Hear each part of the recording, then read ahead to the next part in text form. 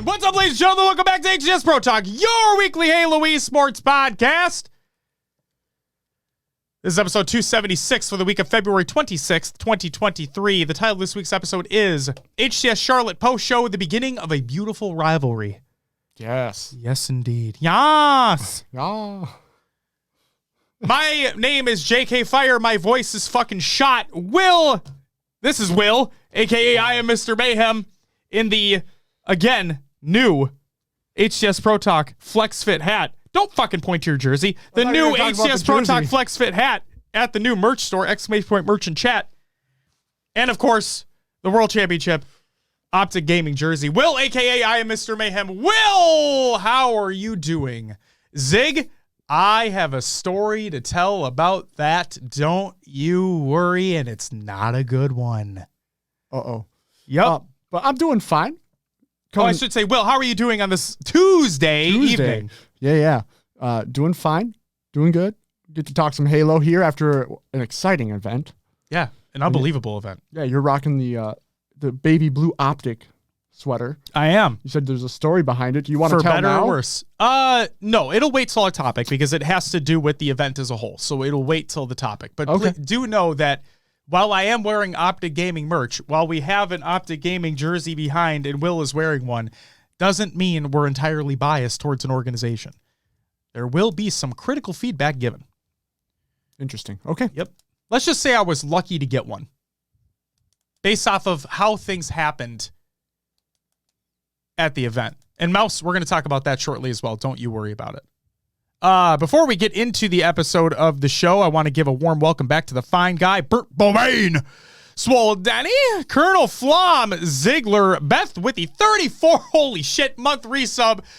This is going to be really tough, but I'm going to try to do it. You get a woo! Oh, we're back. Hey. Ooh, it strained a little bit. I'm not going to lie. That kind of hurt, but we back. Mouse and the Ronin. Welcome back to the show. Hope everyone's having a great day. VGG Hacker with the primer and the follow. You get a woo! And there's where it drops down a little bit. Thank you very much. It was great meeting you. It was great meeting you, man. Holy shit. You kidding me? Are you going to go to the Optic Major? We'll see each other again. All right. Lottie! Hello. Everybody fucking claps for Lottie in the chat. What a great job she did all weekend long, too. Big shout out, Lottie. Yes. And Lottie, I'm just going to say this too. I apologize if I was over the top seeing you on Sunday at the event, not after the event, but at the event. At the event, I was a little tipsy, but just know that you're amazing. You did a phenomenal job. The whole crew did a phenomenal job. And just know that. Just know that. Hacker says, drove 10 hours to Charlotte and got put on your podcast by my boy, and now I'm hooked. Love you, man. Thank you and welcome. Hype train has started. Colonel Flom, what the fuck is happening? What the fuck is happening? Colonel Flom with the sub and Beth with the 5 gifted. Woos all around. God damn. Will, do you want to know what's coming up on this week's episode of the show? What do we got? We got our HCS Charlotte post show because, duh, that's basically what we're going to be talking about. You're lovely, Lottie. Holy hot damn. Loved every second of it. Loved every second of it. Kills. Yo, sup, indeed. We here, you here, we're all here. Let's talk about Halo. Will, competitive news, hit the shit. SWAT Nation announces partnership with Faceit. That's really it. I don't know why I copied the text of the tweet when that's literally what the tweet says. So that's pretty fucking cool. Brando, welcome to the live show as well. Diligent, welcome back. Good to see you. What an event indeed. Esports Arena Series E returns on March 6th. $1,000 prize pool. Sign up or don't. That's up to you. Halo Data Hive is almost back to 100%, is my Halo Data Hive. And he says, I'm getting close to having Halo Data Hive back up and running like it used to. # soon. Can't wait. Can't wait indeed. And then, yes, the big one that dropped today, the Halo Infinite ranked update by the Toshmeister himself. I did not call him that at the event, so we still got 2 for the year? Oh, yeah. If we're counting in person, then yes. Okay. Based on player feedback, this morning we deployed an update to the ranked playlist in Halo Infinite to match players based on CSR rather than hidden MMR. This should promote a more upfront and transparent ranked experience. We'll monitor the feedback and performance now and after the ranked reset taking place when Season 3 launches to ensure the matching experience is performing as expected. A big thanks to the various teams at 343 for shipping this highly requested update. Good luck, have fun. Thank fucking God this happened. That's my thought. Yeah, I hope all turns out well for it. I don't know what matchmaking is going to look like. Sometimes you get those random players in your game. You're like, why were they here? Their visible rating is not what the rest of the lobby is, and maybe this will even things out. Two things. One, I just touched your leg. Hey. Two, there was somebody who asked on Twitter, and I apologize that I'm forgetting your handle, but they asked, what does this actually mean? Because they're not really well-versed in all this. The short of it is, hopefully what this does is that you are matched more consistently with where your rank is. There you go. Like that if it works as it should, that's the short of it. Them says, I've noticed a much more positive experience. Well, that's fucking great. Also, welcome back. Young's welcome back as well. Good to see you. Mythic, welcome back to you as well. Will can talk about the matches later on in the Will's Adventure segment of the show as well. I don't know if I want to get into that. Oh, I think you absolutely do. Will, that's it for the competitive news. What do we typically have next? Rostermania! But nothing to talk about at this time. So sick. There's some stuff in the topic that we'll talk about, but yes, that's obviously later. So we'll move on. Indeed, indeedly doodly. Rostermania shirt in the shop as well. Check that shit out. That's great. Next up, it's our upcoming tournaments of the week presented by noobcom.com. Check out noobcom.com for all your Halo esports needs. Daily tournaments, Z League, and First Blood. I don't fucking know if they're still actually happening, but if they're there, and you can sign up for them. Cool. Briggs, welcome back. Tuesday, February 28th, that's today. The Halo Agent 4v4 is taking place. On Saturday, March 4th, the Honda Fan Cup Finale is taking place as well. And Sunday, March 5th, the Pure Delights Halo Infinite Doubles Tournament. Those are all there. And that's it for the upcoming tournaments of the week presented by noobcombo.com. Check out noobcombo.com for all your Halo esports needs. Thunders. Watch a guy trying the matchmaking change that fries in BTB, and he's matching mid-Onyx. Well, I mean, hey, if that's what he does, it's what he does. When is the next open tourney? If you're talking about major, then the next major that includes an open bracket will be the Optic Major in Arlington, which is the very end of June into the beginning of July. Online? Oh boy. I think those start up very soon, like within the next couple weeks. Something like that. I think right? Want to do some research here? Yeah, go find the roadmap online. Do your fucking job, Will. I'm just kidding. It's not even your job. It's just, I'm just being an asshole now. Scrim Tournament League recaps. Will, did you want to switch the fucking thingamajiggy? Sweet. While Will's looking that you're up, on fire tonight. I am, because I'm wanting to get to the topic as soon as we possibly can here. But that doesn't mean other shit didn't happen. So while Will's looking for that, I'm actually going to run through this real quick because there's only one. Halo Wars 2 6-year anniversary World Cup 2v2 results. Will, the results may surprise you. Third place was CYM, El Hex Zero, and Arenti. Second was EOD Ranty, which is Ranty 99 and EOD Spartan 7. Remember those names? Yeah. But do you remember this name? I bet you do. In first place was Yin and Yang, which was XCA5 and Rock Generation. Rock Generation. Let's go. There it is. And that's it for the tournament league recaps of the week. Will, it's time to get into our topic, which is the main talking point of the show. And obviously, if you didn't fucking know what it was already, it's the HCS Charlotte post show, bitches. We made it.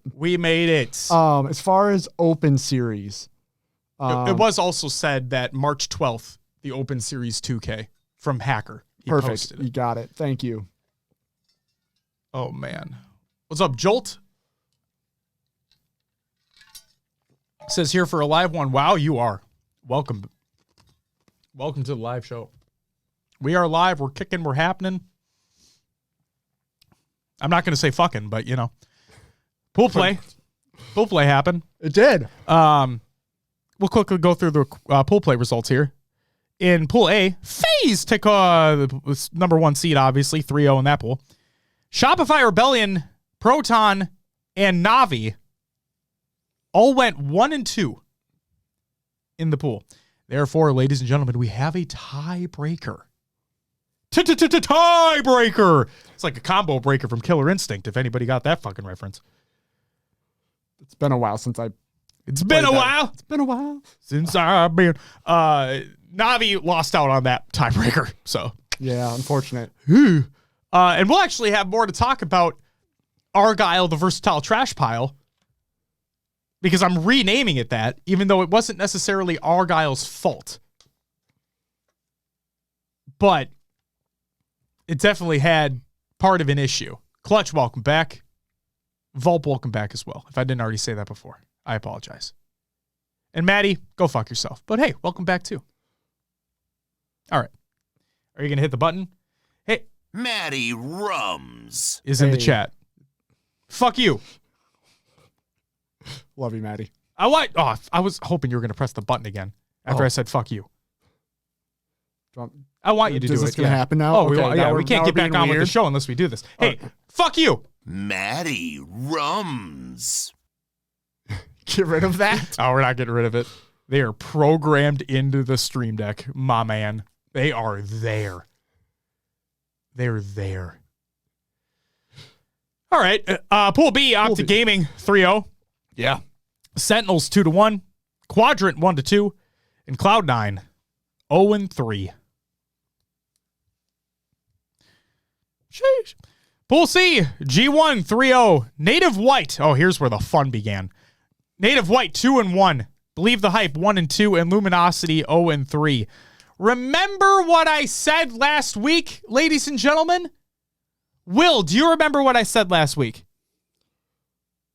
You said a lot of things last week. I did. What are you talking about in particular here? The team that makes it out of open bracket and makes it into Pool C has a real opportunity to do something. Yes. And I said, if Native White gets into Pool C based off how things work out, they could really do something. Fucking nailed it! All right. Except I didn't. My predictions fucking were awful. But hey, they fucking did something, and I'm happy about that. And then in Pool D, Space Station went 3-0. Complexity went 2-1. TSS went 1-2. And Divine Mind went 0-3. Now you may be asking yourself, hey, what the fuck? Pool D, that had Native Red in that bitch. Where'd they go? What happened to Native Red? Why is TSS up in that bitch? We'll talk about that later as well. Stay tuned. And then other people may also be asking themselves, what the fuck? Why is Quadrant and Pool B still? Why the fuck are they still there? It all makes sense as we continue on in the show. Chimmy Neutron, Logan, welcome back with the 4-monther as well. You get a woo! Greatly appreciated. Here we go. Yeah. Also, and the unfortunate thing is that Leftovers and Native Red, because they were in the open bracket, they narrowly did not make it into pools. So, I mean, they didn't make it into pools, and they narrowly would have made it in. Yeah, they should have said. Close. Yes, they were very close. So, unfortunate there. And then a piece of feedback, okay? I understand that the rules that were in place, Will, was for the Charlotte qualifier. I'm gonna try to plead King Jay's case here. Okay. Okay. I'm gonna try to plead King Jay's case. So Jay, if you hear this, after thinking about it for a minute, I'm like, that kind of is kind of weird how they didn't do this. So they had 2 qualifiers for Charlotte. Okay. Because year 1 points were scrubbed, basically. Right. So the first qualifier was seeded based off of year 1 points, right? Yep. And then based off who won that tournament is the seeding for the Charlotte pool qualifier. And then the top 6 of that qualifier in North America would get pool play spots, with the other 2 that were getting pool play spots based off how many points they had. Yes. Okay. So here's a piece of feedback moving forward. Don't do that. Instead, I have a solution. I'm not just being an asshole and just being like, that's fucking terrible. Scrap that shit. No. Instead of just having the top 6 based off seeds, based off of the results of that qualifier for pools, and then the other 2 being based off points, just have the top 8. Because, again, this is pleading King Jay's case here. If it was the top 8 from the Charlotte major qualifier, not the open qualifier, the major qualifier, then leftovers would have been in pools. Because they were 7th, 8th in the major qualifier. But points fucked them over. Because since they were 7th, 8th, it was only the top 2 teams in terms of points, and they weren't one of those 2. Because they didn't make top 6. So, just a piece of feedback for moving forward. Interesting. Okay. Yeah. Will, do you want to run through the 4v4 results for me? All right. Do you want me to do the players' names as well? Yeah, you can do the players' names. And start with 9th through 12th. Yep. Go all the way through. Through 9th through 12th. TSS Esports, that was Super CC, Swish, Mortally, Inceptify.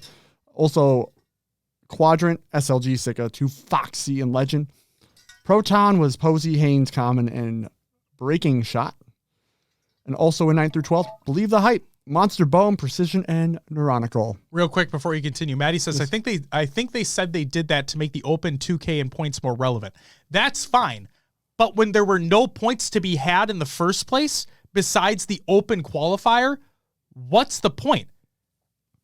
Like, I get the reason why they had an open qualifier and then a major qualifier, because nothing really had existed. This is the brand new year. But now that everything's been established,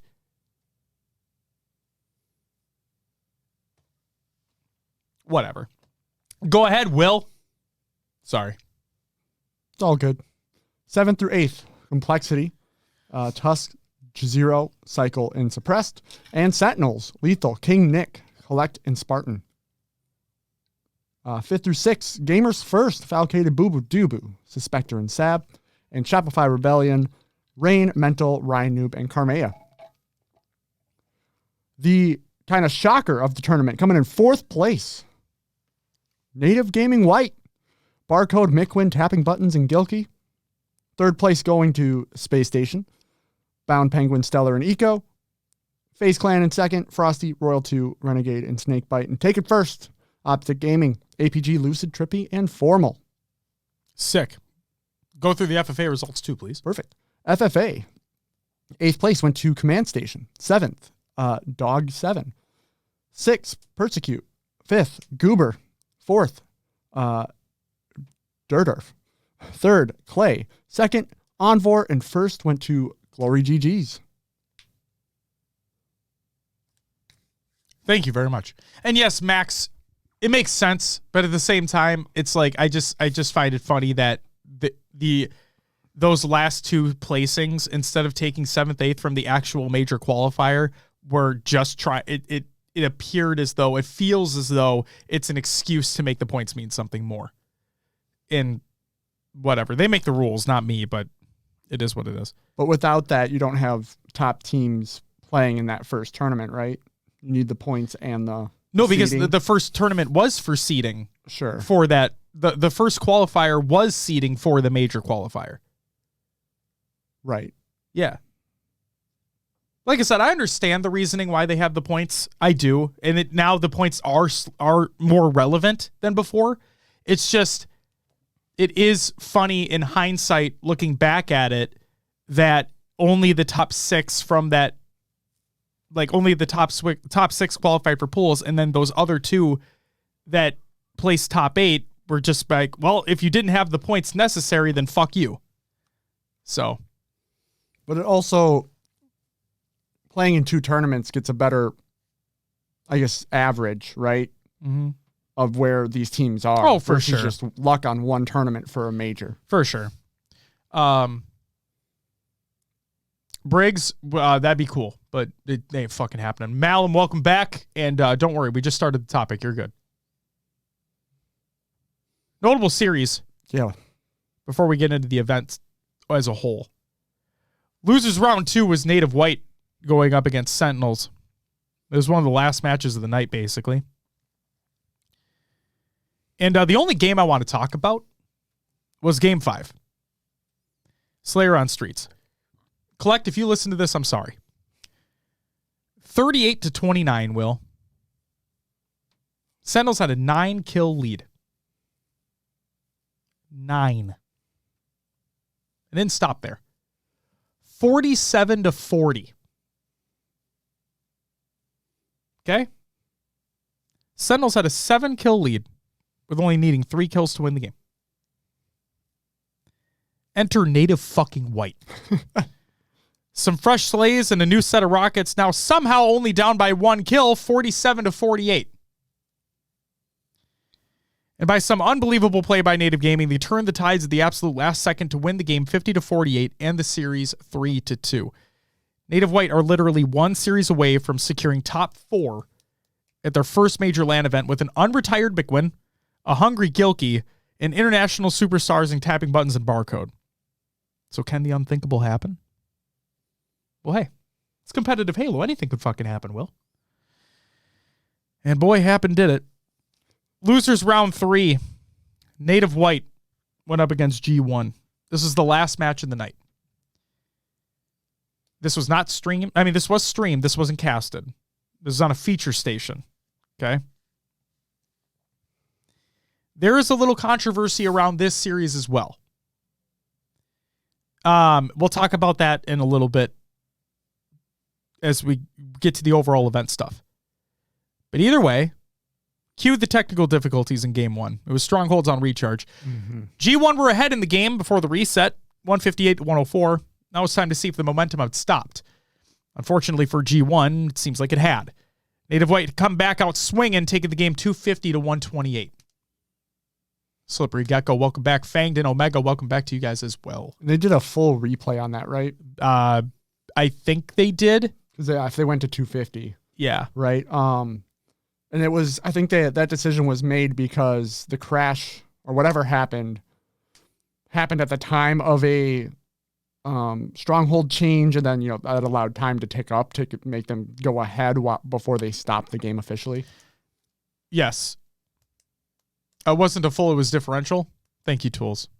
And shout out fucking LVT and everyone for, we'll get to that soon too. We'll get to that soon. Don't you worry, man. Pancakes, no, you're not late. You're just in time. Game 2 was Slayer on Aquarius. Holy lead changes in game swings, Batman. G1 survived with a game win of 50-48. That one went down to the fucking wire too. There was like, G1 was up by a shit ton. Native White was up by a shit ton. It just kept going like this until the very last moments of the game. There's that. Game 3 was oddball and live fire. Not a whole lot to say here. The Native White went in nearly dominant fashion 2-0. So there's that. And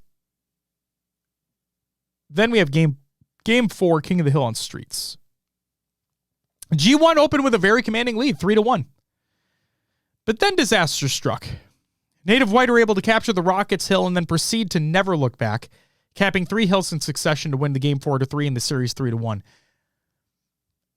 This marks the highest placing of any international player at a major. And there were 2 on this team. Mm-hmm. Mickwin unretires, gets top 4, his first event back after a year and change out of the scene. And Gilkey finally is getting, I feel like he's always gotten some recognition, but it feels like he's getting the most that he's getting what he deserves now. I don't know if people slept on him too much, like an APG back in the day, Sure. Nobody should be sleeping on an APG or a Gilkey or anything like that. It's just like what you see or hear or any shit like that. We need a McWin pun here. I made one during the event. Don't worry. I did. And as Colonel says, I know people are going to be looking at Collect, and that's my problem too, is that I'm hoping, and I truly believe he can, because I know he has the drive and I know he wants to be better and win. With the veteran talent that he has alongside him, with Lethal, being in all these situations before, with a coach like Chig at the helm as well, who's been a veteran in the space for a very, very long time, I truly believe he can hone things in and hone in on his craft. One of the issues that I had was one of the same things with Barcode on Native White. And yes, there were many a time where, no, it was not his first LAN. There were many a time where you'll look back at a barcode and you'll be like, oh, he made some amazing plays, right? But I also feel he was too aggressive a lot of the time. And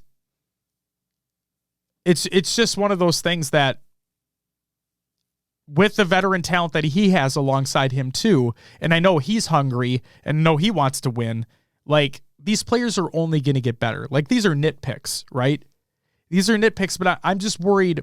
The reason why I look at it is because when you watch these games being played and these players do have the capability to make some amazing plays and amazing moves, it's the non-amazing plays that could cost you a game, that could cost you a series.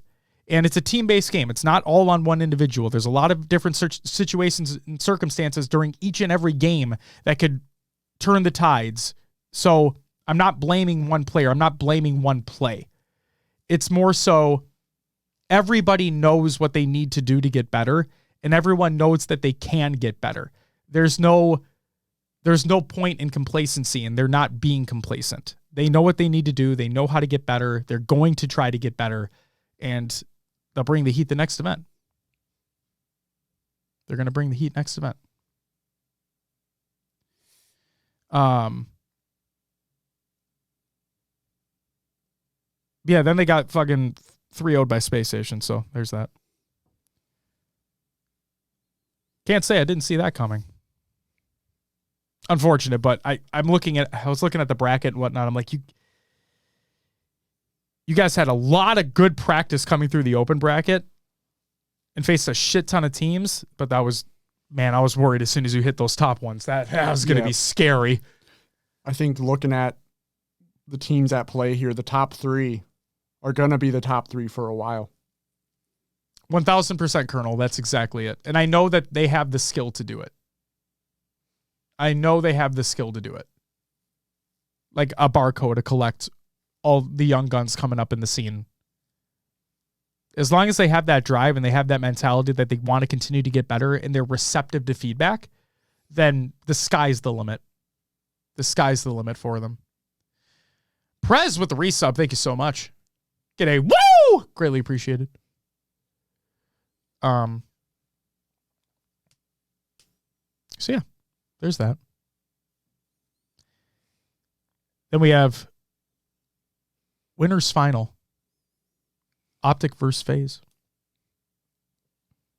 The one everyone was waiting for. The one everyone was waiting for. The thing that's going to set up what I believe to be the rivalry.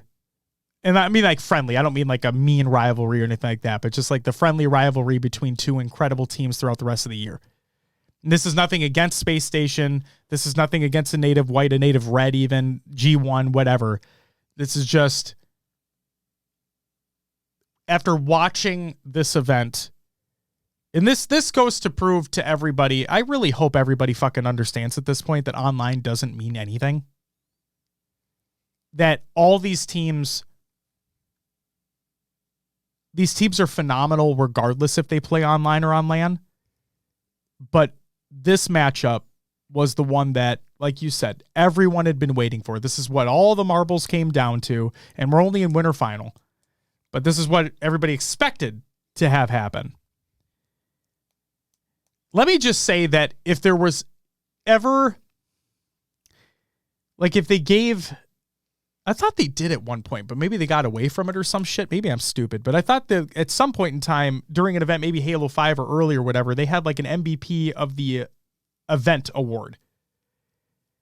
Let's just say if that award existed today, Trippy, holy shit. Yeah. Like it's a team game. Okay. This is a team-based game. Every player is fighting to win. Every player is trying to make their teammates better. But man, Trippy just, I'm not going to say put the team on his back, but man, he made all the plays. All the plays. Trippy made all the plays. So that was Insane. Colonel says Trippy embodied the Michael Jordan meme in real time after the dog tag ceremony to start Sunday. Absolutely. Somebody after this series, there's a fucking joke I want to say as well. Not even a joke, but someone like replied to us on Twitter with a meme. Fuck, it was hilarious. But either way, so Optic beat FaZe 3-2. And that, if that was any indication of how the rest of the tournament was going to go, or the rest of the year is going to go, you know, we're in for a good time. We're in for a good time. So losers final was FaZe versus SSG. To put things into perspective here, SSG, formerly Cloud9, had never not made a grand final all last year. Okay? So the question in my mind was, would the streak continue? Daddy, I think it was. It was somebody replied to us like how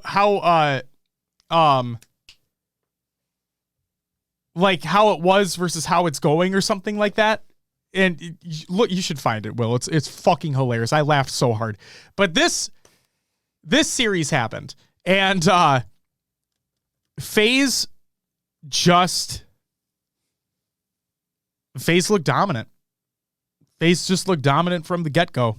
They 3-0'd SSG in the loser final.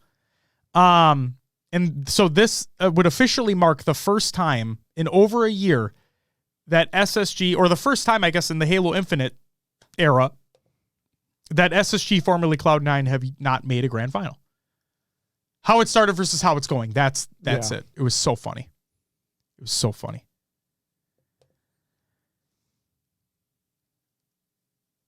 So congratulations to FaZe, and unfortunate for SSG, their tournament ride ends a little shorter of where they'd want it to. Then we get to the grand finals.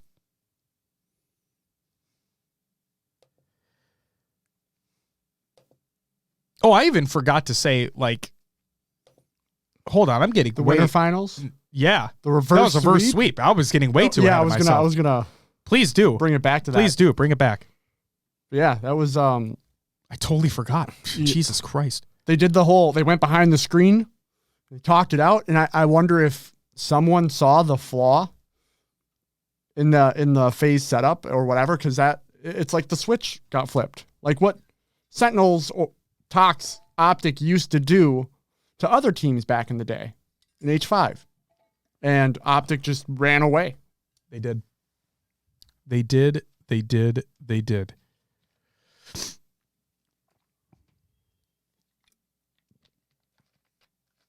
But yeah, that was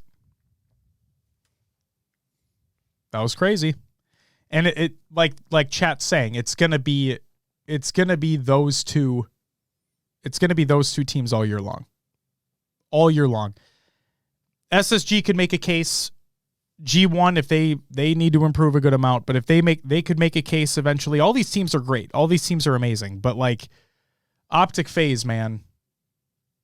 Every team has holes. Every team has things that they know that they can fix, that they know that they need to work on. But it's just those holes are a little bit smaller on FaZe and Optic than the rest of the teams. Yeah. And as we saw from statistics as well, just because a team has better stats overall in the tournament doesn't mean you're winning the tournament. You know? It's just not the case. There's a reason why we try to ingrain it in everybody's fucking head, is that it's a team-based game. Stats aren't everything. I mean, you can even break that down to smaller levels too, not even at the highest level. Playing with some people over the weekend, and we were outslaying some teams like on Oddball, but it was the fact that they were making us work across the map more than we made them that we lost the game. We had to take more engagements to earn ground. So even though someone could have a high KD, it doesn't always turn into objective success.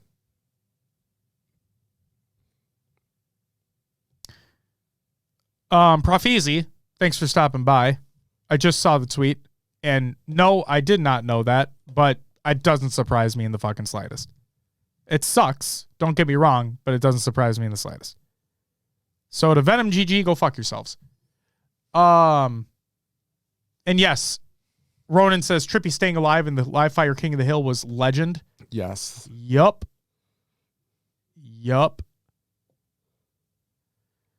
So, unbelievable stuff. Yeah, reverse sweep. Out of all things in the winners final, a reverse sweep. So then we get to the grand finals. And lo and behold, it's Optic versus FaZe again, because this is expected to see.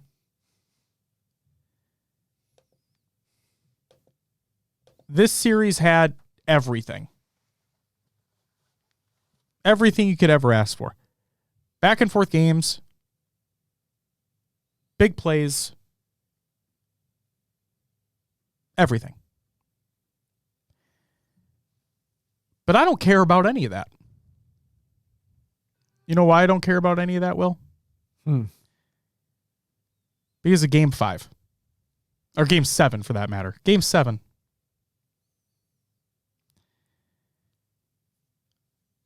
Slayer on Streets.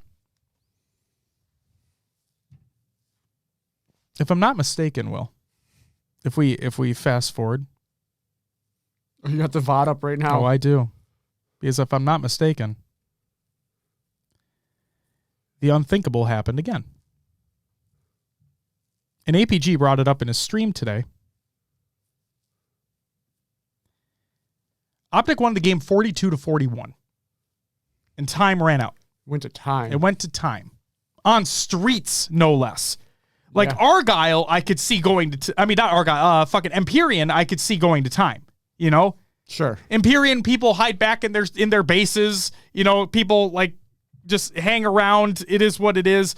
Those games are slow. But on Streets, going to time in a Slayer...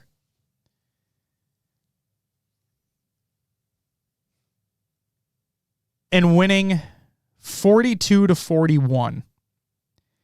And APG brought up a good point in his stream today, is that he talked about how the same thing happened to them in, it might have been the major qualifier, but it was the opposite way around. FaZe won via the one kill. Yeah. Instead. But to have a tournament come down to a singular kill, time running down on Streets, no less. I'm looking at, I know stats don't necessarily matter that much, but I'm looking at stat lines right now. Lucid was 5-11 that game with 13 assists. Putting down damage. That man shot everyone. Oh, he always does. That man shot. Hey, it's one of the tips that he gave if you want to improve in Halo Infinite is to fucking shoot people. Epic Gamer, the original. Thank you for the follow. I apologize for missing that earlier. Welcome to the live show. So,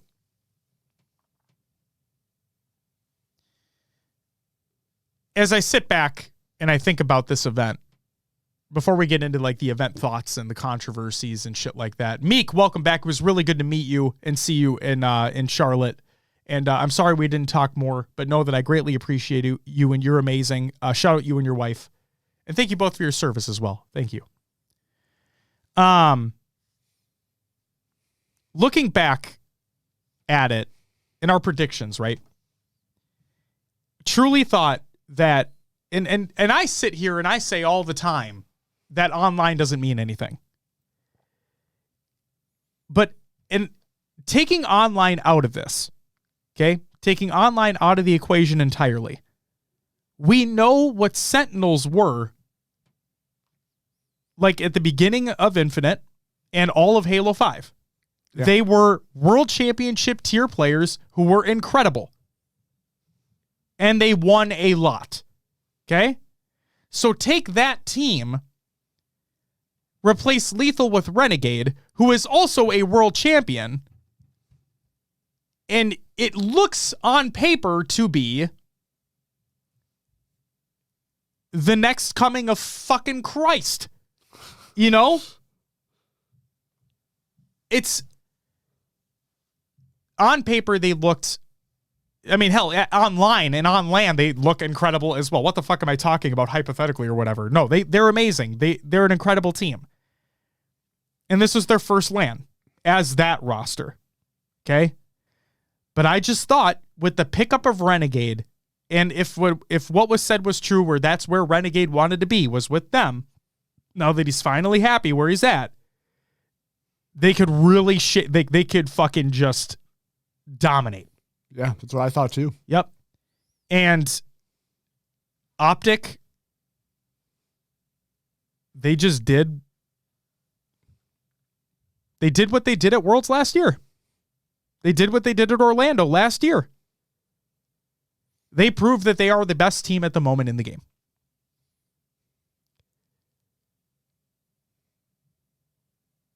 So that's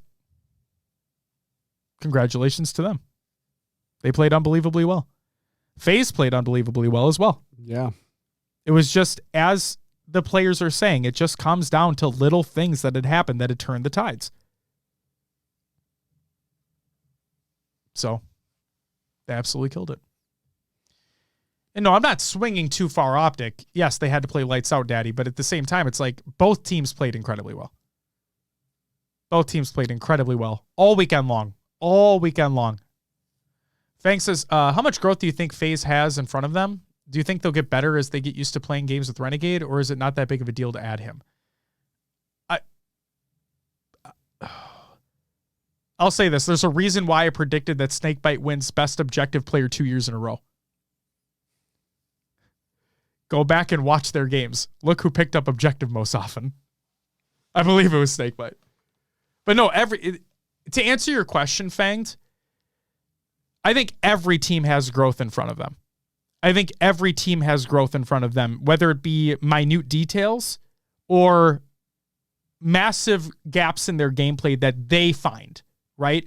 I can't sit here and be like, oh, this team's a fucking awful Argyle CTF team, because it's new. Every team knows what they need to work on. So I think that FaZe understand what they need to do, what they need to fix. And I think having Renegade on that team, who is hungry, they're all hungry. But now that he is supposedly just happy where he's at, that oh man, the only thing he wants to do, the body disrespect proved it all. He wants that shit, man. He wants that win more than anything. Should have waited, but he absolutely should have waited. But and APG was talking about how he doesn't do that shit because he doesn't want it to necessarily backfire. So he doesn't do any of that. He doesn't do any of the body disrespect. So, Outlaw, opinions on shooting bodies. Was it a curse on FaZe? No, it was never a curse on FaZe. There's no such thing as that. At the end of the day, guys, I'm not like, at the end of the day, one team ended up playing better than the other. And in this case, at this event, in the grand final, Optic just happened to play better than FaZe. And no, it's never a bad move to get that confident. Renegade's a very confident player. Renegade is a very confident player. They're all confident. And like Tools mentioned, looks like the old Tox is back. Frosty shot bodies all the time. When they would match up against Envy, like I still vividly remember, it might have been on Rig. I think it was on the Rig. But I vividly remember Shotzi killing somebody. I mean, not Shotzi. Frosty killing somebody on Envy. And like you see the Envy weapon skin on the ground, and he just looks at it and either shoots it or shakes his head no at it. Like they're all doing shit like that, Maddie says more about Snakebite. After Saturday, he was number 1 in flag caps per game, number 1 in oddball time, number 1 in stronghold attack kills, and number 1 KD in champ bracket. See? Best objective player in the league, guys. No, I don't think it necessarily lit Formal on fire. I just think that Optic played better. And they all do this. Like, Frosty's been known to do this. Renegade's been known to do this. It's just in their style. It's in their DNA to do that. It's just unfortunate for him that it didn't pan out in his favor when it mattered most. Yeah. You know? So that, yeah, what are you going to do? It's just unfortunate. Optic coming back against G1 and FaZe after getting body shot. I mean, hey, Proverb, you never know, man. I mean, it could give anyone like a little bit of spark. Like, oh, he's shooting bodies. Let's get this done. But not enough. Like that teamwork they put on to do the reverse sweep was just in the winter final. Perfect plays. It was perfect plays. They played amazing Halo. And Trippy did make phenomenal plays, Meek. He did indeed. They all made phenomenal plays. Let's be real. Mm-hmm. I don't know what my kid is doing right now, but she's banging something. Good Lord. Outlaw says, I think Formal saw that and said, okay, let me show you why I'm controller player of the year. Jesus Christ. Okay. Oh my God. Ronan, there's no hard feelings between any of the players. Like there's no hard feelings between any of the players. That's not, and when I say rivalry, I just want people to understand that, like, I mean friendly rivalry, as in like these are right now, head and shoulders, the two best teams in the league, and I just see them meeting each other in winners final, grand final, whatever it is, multiple times throughout the year. So, we'll see. Captain, welcome back. Fire Ninja, welcome back as well. All right. General event thoughts? General event thoughts. So again, congratulations to Optic winning the event. FaZe are going to be nasty all year as well. And this just goes to show everybody, ladies and gentlemen, never count Optic out. Never count Optic out. And maybe I should start sleeping on SSG again. We'll see. Rostermania and the pool play controversy. Here we go. For Quadrant, Chick says, I waited until the last minute to talk about it, but it's almost impossible for me to compete in Charlotte. My passport was stolen and other stuff at a gas station while I was moving to the south of France last week. I did everything to get a new one in time, but I have only until tomorrow morning as a deadline to receive it. Last hope. Fortunately, my team found a solution to replace me in case I can't come. What a beautiful time. And then Chick replied and said, no Charlotte for me. Good luck, everyone. Snag, what are you talking about? What was what noise? I'm really confused. Either way. And then Quadrant went on their social media and replied with a little short video, which said that ex-Navi player 2 Foxy will be stepping in. And the results of that situation, okay, these are the things that everybody needs to pay attention to. Oh, fuck off, Snag. Yes, that'll be a story later as well. Fuck off. Okay. The results of the Quadrant situation was that Quadrant kept their pool play spot. Okay? That's very important. That's very important context. Okay? Because then you have Native Red. Native Gaming on February 22nd, 2023.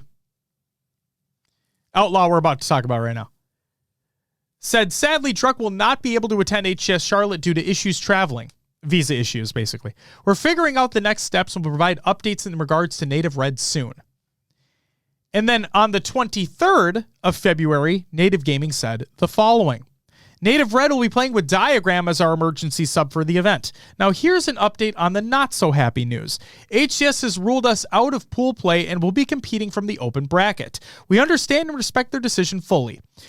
Our points have allocated us the first seed. With everything that has happened so far, our trip to Charlotte has started off gloomy. But it also sets off a whole new level of burn for Native Red. Good luck, open bracket, and for those of you in pools, we'll be back. The result was TSS took Native Red's pool play spot in Pool D. Then, at that point in time, the internet fucking exploded. Because there had yet to be an official statement as to why well, actually, first, there was outcry that Native had kept their pool play spot up until the 23rd, where they made the announcement. Again, they made the announcement. Native Gaming made the announcement that they had to forfeit their pool play spot. This is what my problem is. Colonel Flom, thank you for the gifted sub. To Wraith, greatly appreciated. Here's my problem. Communication has never been a strong suit of the HCS.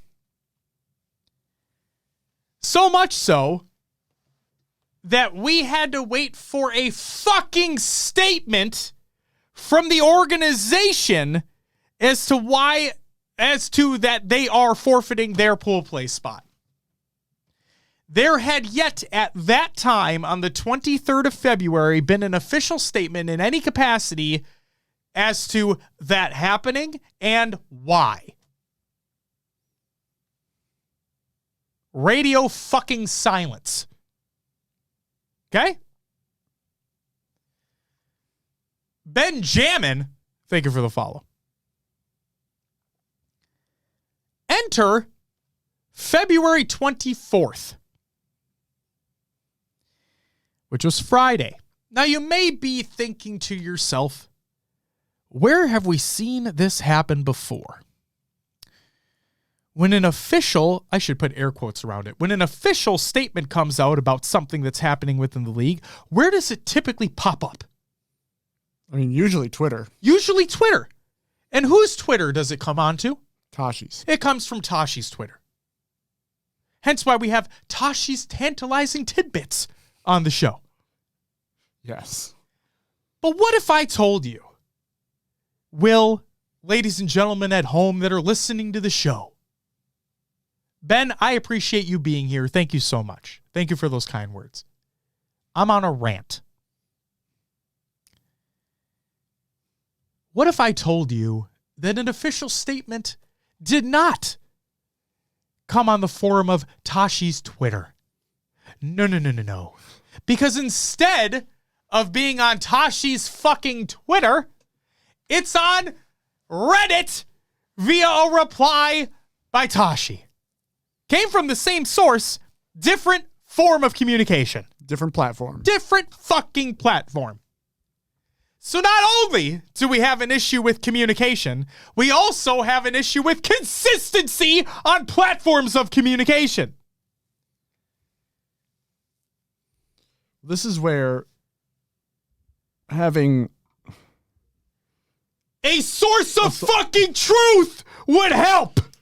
Just one spot, like on Twitter, like have an actual account for like HCS updates or whatever it is, so that these roster changes or these situations are communicated clearly. Because while these things are happening to the org, the viewers and the spectators are also going to want to know, why is Native Red gone? What the fuck is happening? Yeah. Why isn't Quadrant getting the same treatment? Why didn't this happen? Why did shit happen to fucking SSG back in the day? What's going on? And I appreciate, at least before this came out on Reddit, that Tashi was getting it out on his own Twitter, but it would be nice to have an official HCS source. Now I say all of my rant because what I'm about to say might surprise you. It might surprise you. What Tashi replied with on Reddit might be the least PR thing he's said yet. Because believe it or not, well, yes, it's not everything. Believe it or not, he gave an explanation as to why things happened the way that it did. Would I have preferred this a day earlier? Would I have preferred this so Native Red didn't have to make a mention of it? Yes! But here's what Tashi said. On February 24th on fucking Reddit. There are rules set up for emergency situations and then more standard breaking of roster rules. For Quadrant, this was deemed an emergency due to the circumstances of the situation. For Native Red and SSG last year, the team made a roster decision knowing there was a risk that a player wouldn't be able to make it, and thus the control to avoid the situation was in their hands. This is why ultimately Quadrant remained in pool play with a sub, but Native did not.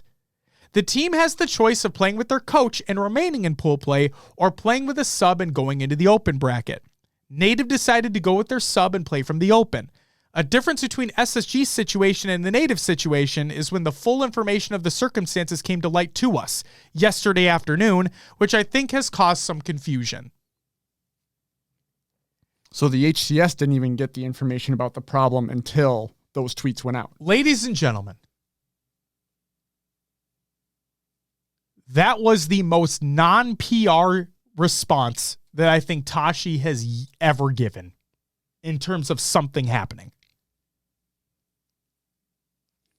I want to make sure it's known that I'm giving praise for this. Yeah. Because I am. What I'm not giving praise about is the way that it came about. That, for the love of fucking Christ, needs to change. I'm so sick and tired of having to scrub through Twitter, having to scrub through Reddit to try to find these tantalizing tidbits of information when I'm going to fucking continue saying this until it is beaten like a dead fucking horse. What an awful thought, it's like sight in the head. But either way,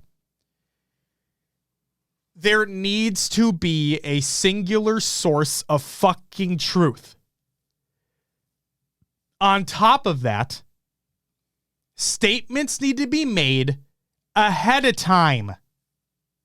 I should not have to be relying on that org to put out the statement of an HCS ruling. The HCS should be coming out with that statement before they do. That should be the precedent moving forward. That should have been the precedent 10 years ago. It should be the precedent right now. The fact we still don't have that blows my fucking mind. It would clear up so much confusion, so much irritation from the community would be mitigated if it was just in one spot, mentioned ahead of time. There it is. Holy shit. Scoob, welcome back. HS took a page out of Riot's book when it comes to communicating competitive rulings. They should take a fucking page out of anybody's book. It's unbelievable. Smiley and Metal, thank you guys for the follows. Welcome to the live show. And then Outlaw with the gifted sub to Benjamin. Thank you for the gifted sub as well. Diligent, maybe HCS should hire you two for that? No. Nope. I have a full-time job. I like what I do. I make a good money. I'm all right. I sit here and talk about it. And I rant. And then if we were in that position and nothing changed, you know? Well, like with this, the problem I think arose with Native having to like made the announcement on Twitter and like Tashi says on Reddit, came to light to us yesterday afternoon, like right, but probably before the tweet went out. So it's like if you have a team in pool play that has to make a change like that, that should be. I'm going to put a little bit on Native Red here, and probably should have reached out to Tashi/HCS to get this going beforehand. Yep. Oh, yeah. Some of it's definitely on them. The thing that I'm just upset about is that they're the ones that made the statement, not the HCS. Right. HCS should step in and say, hey, we're going to put this out officially on this date. Please wait to make your announcement until that time. Simple. Easy breezy, beautiful cover girl. Like literally that easy. Maddie says Josh's stadiums be filled with F-bombs. I would just, you know what? Honest to God, if I was ever in that type of position, joking aside, no, they would not. Like I can put on my customer service talk instantly. That's not a big deal. But in a joking manner, if like first day on the job, if I had to put out a statement about a competitive ruling, I'll be like, that team fucked up. You know? Yeah.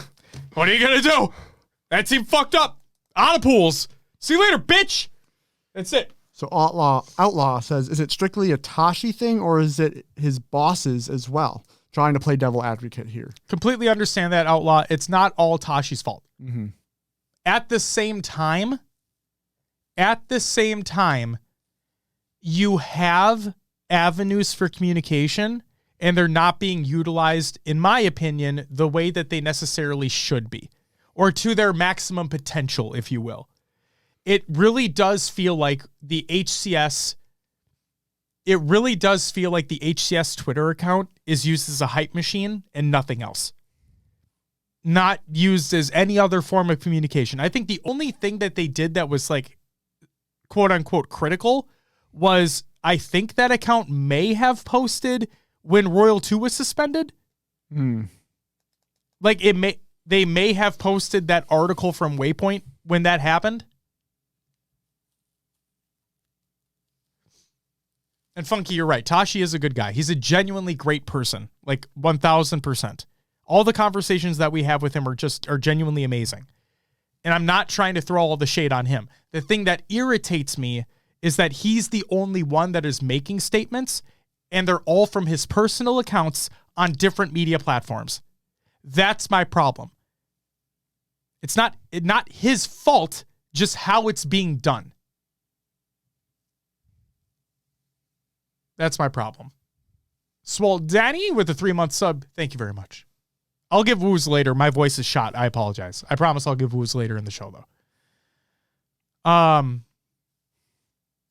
Oh, an Outlaw, it's not just Tashi.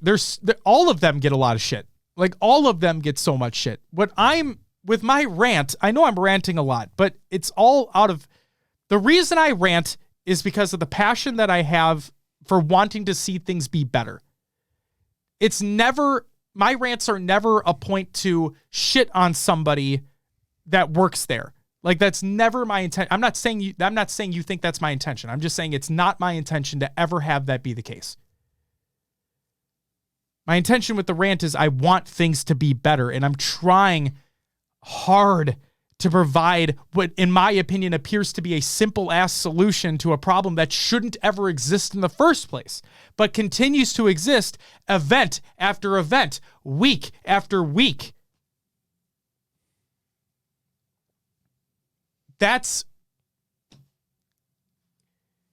And I know that they're listening to feedback because I say it all the time and I've seen it firsthand. They are listening to feedback. It's just what they decide to do with that feedback.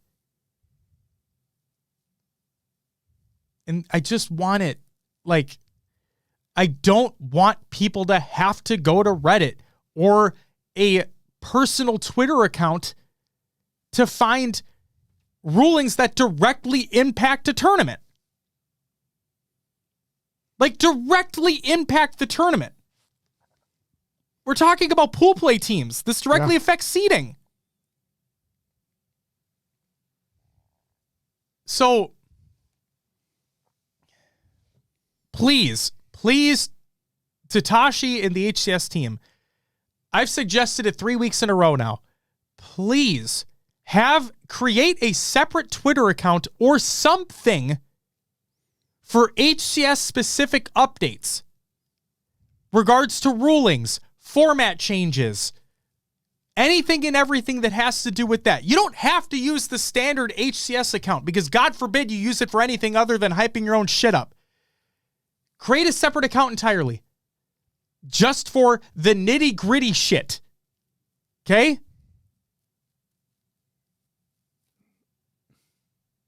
That's all you got to do. Next up in HCS Pro Talk, Tashi delivers competitive ruling through in-game lobby chat. I fucking wouldn't be surprised at this point. So there's that. Then we have the open bracket best of 5 debacle. You guys hear about this shit? Will, did you hear about this shit? No, I did not. Oh, this is funny. This is real funny. So I'm calling this, end rant 1. Here comes rant number 2. The open bracket best of 5 debacle. This shit's hilarious. So Hines had tweeted out, okay? Let me get a timestamp on this because I think timestamps are important, right? Timestamps are important. On February 22nd, okay, which was a Wednesday before the event, Hines said, best of 5 in the open bracket will start in winners round 3 and losers round 3. Okay. So up to that point, it'd be best of 3s. Yes. And then at winners round 3 and losers round 3 through the rest of open bracket, it'd be best of 5. Okay. And again, that was on the 22nd, which was the Wednesday before the tournament. On the 24th, which was Friday, the day of open bracket, Tashi put out a reply. And his reply states, at the time of my tweet, we were anticipating a 64-team bracket. With the adjustment to a larger bracket needed, we transitioned to best of 5 when time permitted and optimized for the amount of time that we have in the venue. Just want to clarify, you said Tashi, it was Hines. I apologize. Hines. Ketchup. Hines. Also, he'll get a shout out later in the show, but belated happy birthday, Hines. I really apologize for what I'm about to say. So Hines put out that reply. Scoob, you're beating me to it. Just wait. Be patient. Come on. Be patient. We all had technical difficulties at the event. You had to be patient anyway. You know? Be patient here. That's a joke, by the way. So, as a result of these shenanigans, the open bracket was best of 3 until winners round 5 instead of winners round 3, and losers round 7 instead of losers round 3. Even when there were only 66 teams instead of the 64 as originally stated. So yes, ladies and gentlemen, 66 minus 64 is how many? 2! Holy moly. The only thing that I'm going to say in regards to that second statement is that for what it's worth, Hines did say when time permitted and optimized for the amount of time that they have in the venue. Okay? Because there is a set amount of time that they could be there and they didn't. And guys, remember what they said. Remember what they said. We're doing open bracket in one fucking day. One day. Come hell or high water, we're getting the fucking thing done by the end of Friday. And that means because there were 2 extra teams that signed up, they had to drastically push forward when it was best of 5s and open. You're welcome. Yeah, with the timing thing, I'm sure there was a schedule that had to be kept, and maybe the first few rounds just didn't allow for the change. Maybe. It took too long. And again, not trying to shit on Hines. It's shitty what happened. It is what it is. But man, players aren't wrong. Best of 3s fucking suck. Timmy and his little brother to blame? Absolutely. It took too long to get their settings dialed in. Fuck you, Timmy. Next time, just kick him, you know? Seems like if you plan that way, you should cap the teams at 64. Tool, seems like if you plan to have the open bracket done in one fucking day.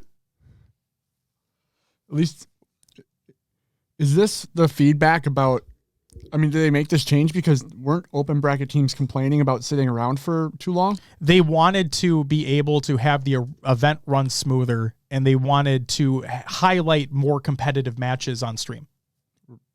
Got it. Yes. Which for the most part they did. But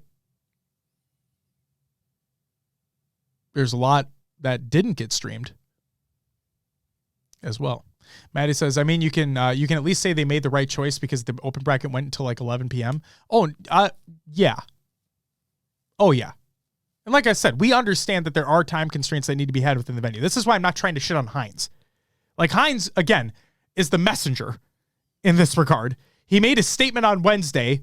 Turns out, shit happens at events that makes things not run incredibly smoothly, which is why I was so confused as to why they kept saying that they're going to get that fucker done in a day. They did. Kudos to them. But I'm like, you do know technical difficulties happen, right? Like that's a real thing that happens, especially at a Halo event. So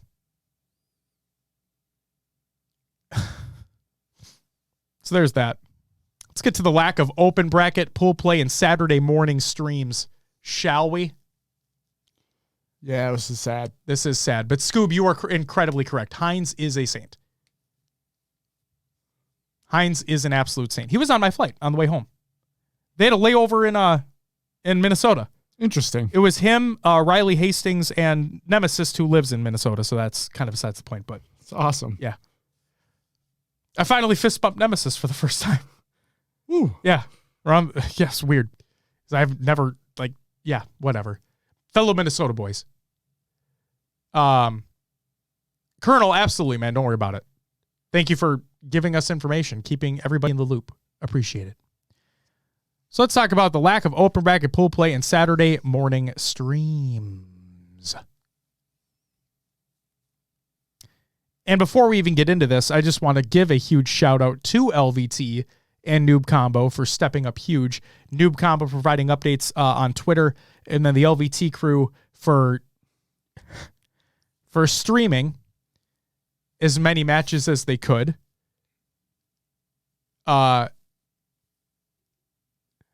With shaky cam.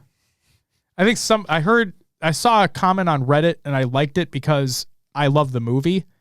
Like they're talking about like some Cloverfield type shit. Oh yeah. Yeah. And I'm like, I fucking love that movie. So that worked out perfect. I love that reference. If you guys haven't seen Cloverfield, the first one, they're all good in their own right. The Netflix one, that's debatable. But Cloverfield, if you don't like shaky cam stuff, you probably won't enjoy it. But Cloverfield's fucking awesome.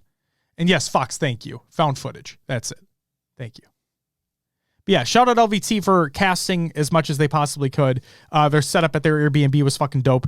And shout out Noob Combo for giving the updates on Twitter as much as you could as well. And with that out of the way, well, what? With the open bracket, or not open bracket, the pool play stuff not being streamed. The last pool play matches, yes. The last ones. On Saturday morning. It's like from what we saw, they had the observer, they were switching POVs, everything was there, the graphics were there. Why even if it couldn't be casted, just hit the go live button. I'm going to give you a reason why they didn't. Okay. Money. So Ashaman says, or Ashaman, I apologize for mispronouncing your name, says, we really wish more matches were broadcast though. Tashi said, agreed. We want that as well. And always consider how we can show more. We have constraints we need to live within when it comes to events, budgets, venue hours, staff hours, etc., and we often need to make hard decisions. The intent is not to show fewer matches. So again, Tashi yet again with one of the most non-PR replies that I've seen. Yeah. Like this is good. Another amount of praise is being heaped on him for this. Because, and Tools and I talked about this too, what people don't understand. Now, granted, we were at the event. Like, oh my God. We were at the event. Doors opened at 9 a.m. Daddy, I'm going to get to that comment. I'm going to get to that comment because I don't want them to do it for free, and I'm not even saying they would. Tools can answer that question. I don't want them to. I don't want that to be the precedent. I don't want the precedent to be, oh, we have these great people in the community that would like to volunteer to do it. I'm going to use two different words here that mean two completely different things. Let's utilize that, or let's take advantage of that. I do not want that to be the precedent. So, Will, to your comment and what Tashi said, they have constraints they need to live within when it comes to events. Budgets, venue hours, staff hours, etc. Budgets is the big thing I want people to take into consideration here. The main broadcast didn't start until 2:40 p.m. and doors opened at 9. Okay? Sure. Go ahead. My thing is, though, is if you have people there, admins running the tournament and being an observer, switching modes, why can't you stream just that being... Because there may not have been as many observers as you think. Sure. And then there also is other production that needs to take place behind the scenes for those streams to be live. All of that costs money. All of that costs money at the end of the day. My problem with this, so I'm not going to sit here and ream them a new asshole, okay? What I'm going to say is I need people to understand that I am incredibly frustrated by how it happened too. We were literally sitting there, Tools as witness, like you were there too. We were all sitting there. There was like no one in the venue. And there were just matches happening on there were matches happening on feature and main, the pool play matches. But like, it was like dead. Uncle Pumpy, the fucking 9-month tier 3. Jesus Christ, you're a legend. Thank you so much. I'll give you a woo later on, I promise. My voice is fading. Colonel says HCS released a stream schedule before at the event and included those early matches on Saturday and then just didn't announce anything regarding changes when no streams happen Saturday morning. Colonel, are you sure about that? They did on their Twitter account? Because I know if you have the tweet, you could DM us on Twitter. You're not going to be able to post it in chat here, but like DM us on Twitter. You have it? DM us on Twitter. I'll look at it literally right now because I know that they had the broadcast schedule on the hcs.ee.gg website as well. But that I'm not using that as like I'm not going to use that as the whole like end all be all, if you know what I mean. Scoop says, sorry for my language. You have literally nothing to be sorry about. I was going to fucking lose it if none of Native White schemes were streamed. It was extremely close to happening if they didn't take fourth. Oh, it would have happened if they didn't take fourth. It would have happened if they didn't take fourth. And the fact you have to make a historic run to get your game streamed is a fucking joke. It's an absolute joke. That's the thing too. Like, I want people to understand that I'm livid that the game. I even texted Will. Didn't I say I was livid in the text that I sent you? Yeah. I was fucking livid when we were there in the early morning, and we're all looking around like, because LVT, it was Louis or LVT Halo. One of the accounts tweeted out that morning that it looks as though the last pool play games are not going to be streamed. And I read that tweet and I'm like, really? That's fucking weird. If that's not right, is it? Then we see the tweets come in from the pros. And they said, hey, our next match is at such and such time. It's not going to be streamed though for God knows fucking why.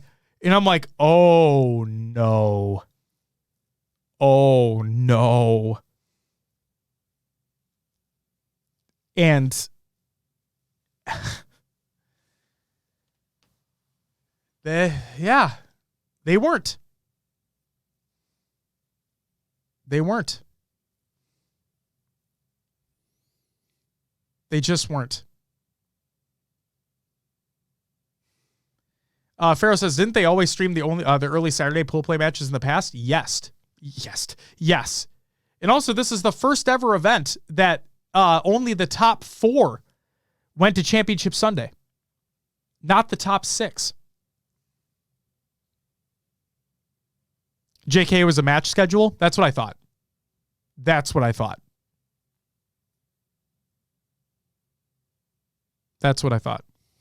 It's confusing. I know it's confusing, but do you have it up right now? Will? Well, they tweeted the date of day 2. And they said 11 a.m. VIP FFA check-in, 11:30 a.m. GA FFA check-in, 2 p.m. FFA starts, 3 p.m. champ bracket plus broadcast. Yep, at 3 p.m., right? Eastern time, right? Correct. 3 p.m. Eastern was when the stream started. Access because it was around a stream schedule. I agree that it was confusing, but I had a feeling they didn't say that those matches were going to be streamed. But that's another inherent problem, is that there is that type of confusion that's set around it. Right. Well, it was after it's been done in the past, there was an expectation set. Yes. That wasn't clearly communicated. There was a change. Now, on the one hand, I can say they did put out the schedule ahead of time, and it did say when the stream started, which was 3 p.m. Eastern. So they did technically come out with that, so I can't be mad at them for doing that because they did come out with it. Yeah. If you read it, then there's that. But yes, things were not communicated properly or efficiently enough to better convey the information. Who won the FFA? Glory GG's won the FFA variable. Here's the problem. They put out the schedule and the stream games in the exact same tweet format and graphic. I mean, because they have a graphic package, but I agree with you. It's not great. Okay. I'm agreeing here.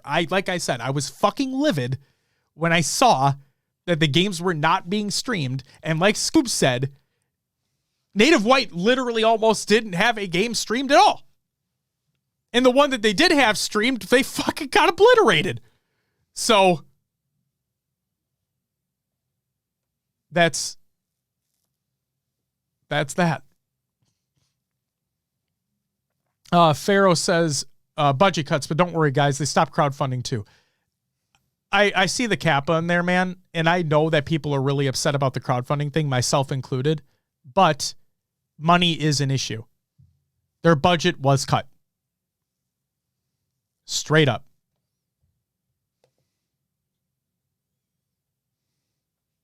Their budget was cut. It is what it is. Where was Golden Boy and Sims? Golden Boy was busy. Sims isn't in Halo anymore. Sims made it big in the NFT realm. So he's gone.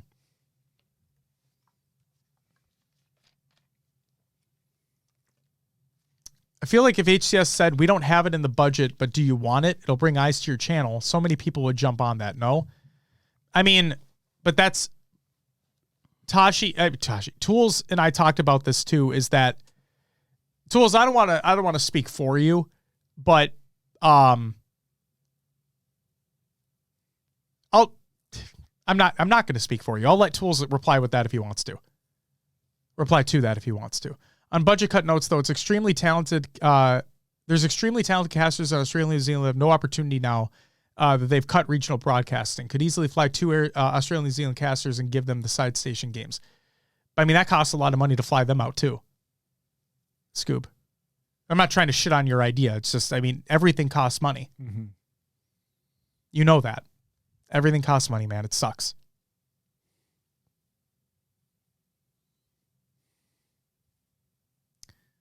But yeah, that situation fucking blowed.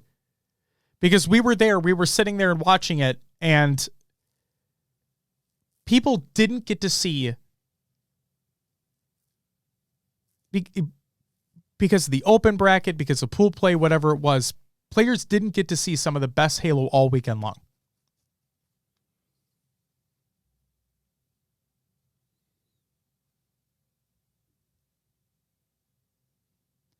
I hope so, Tools, man. I hope so. Working on making stuff happen, good, as you should. Make sure you get paid for it. I'm going to jump on another point before we get to the next big one here, is that to close out the lack of open bracket and pool play and Saturday morning streams debacle, there really needs to be a way, whether it be LVT, whether it be somebody on the floor at the event, there really needs to be a way to cover those matches in a more official capacity. Because I wasn't there on Friday. I wasn't able to make it because it was my daughter's birthday. So I flew in late. Right? But when I talked to Snag and I talked to others at the event, they were saying how open bracket was fucking insane. Like,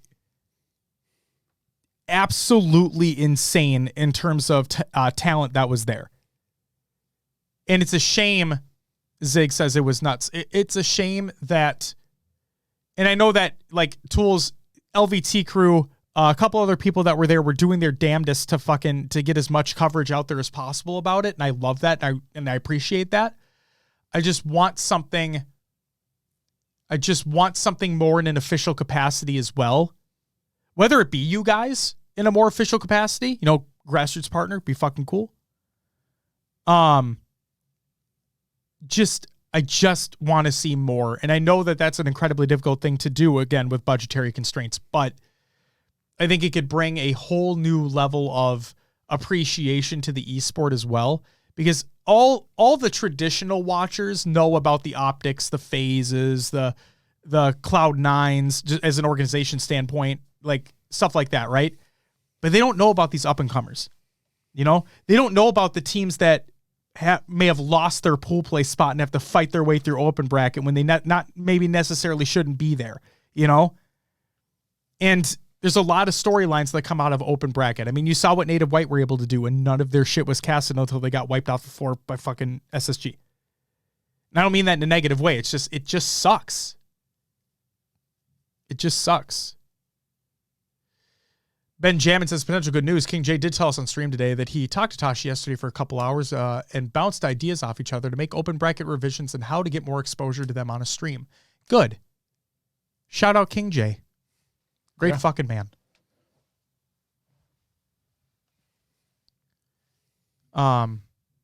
Pharaoh says, last 3 rounds of open was some of the best Halo of the weekend. See? That's what I'm talking about, and none of it was streamed. It's just unfortunate. The PC FPS bug. I also have additional context added to this. And I'm not going to name names because I'm not going to give that out, but I'll provide the additional context as to what I've been told. So, guys, I don't know if you knew about this. But PCs have issues playing Halo Infinite. Crazy, right? What if I told you there's a new bug, Will? A new one? A new one. Wonderboy said, 140 FPS Argyle loss got to be the most heartbreaking way to get knocked out of a tournament via tiebreaker. Proud of how the boys brought it versus FaZe and Proton, but Shopify Rebellion performance costed us. And then Best Man of Shopify Rebellion said, Ken confirmed, same issues with us in our first series. Told basically it's a bug, but got one PC swapped. Had 3 people with frames dropping horribly. Okay? Pay attention to that because that's a consistent issue. Here's what Spartan said. Outside of us obviously playing bad and not to our potential, there were so many tech issues this event. Pretty sure there were at least 1 to 2 games per series. My games were dipping from 240 down to 180 or lower FPS. Worst event tech-wise yet. And Pharaoh, it didn't just happen there. It wasn't just on Station 2. Spartan continues. We got to the venue at 9:30 on Friday morning to warm up for a match against Optic at 12. We were told we didn't have to be on main stage until 11:30. We get to warm-ups and start setting up to scrim against Navi, and they didn't have headsets to use at the warm-up station, so they asked us if we would scrim them on feature stage, where they'd be playing their first match. We agree. We go up and we wait probably 20 to 30 minutes just for our SSDs so we can turn on the PCs. Once we get those, we launch and spend another 15 fixing tech and audio issues. 10:40, and we're finally about to start the scrim.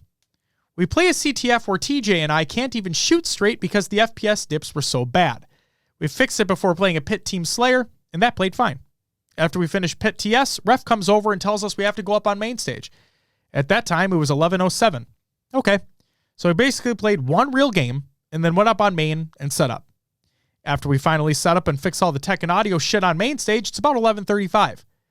We start shooting bots, and 2 minutes later, we're being kicked off main stage because, quote, we're not allowed to be on the stage when Optic is receiving their rings, end quote. Brother, we're not even going to be in the fucking shot of the camera. So we get off stage. Wait for the whole ceremony to be done. Go back up and load straight into the match. Oh, which, by the way, I played all of Game 1 Argyle Flag on a PowerPoint slideshow and couldn't aim straight. This is the same shit I dealt with 1 to 2 games a series as I stated earlier.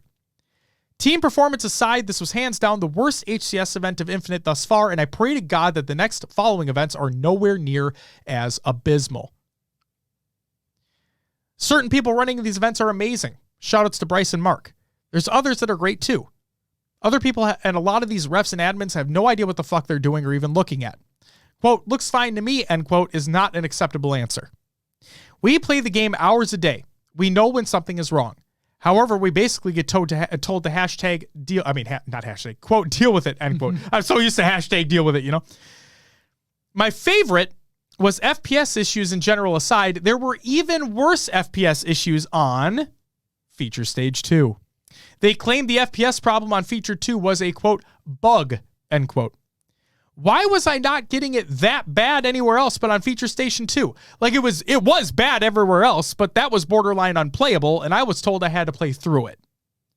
That's all I have to say for now. I'm just disgusted with this tournament. Good riddance. Hoaxer replied and said we got it on Feature 1, 3, and on main stage. We were, quote, fortunate, end quote, enough to catch it early enough for PC switches. Spartan said, they allowed you guys to switch PCs? I asked for that, and they just said no.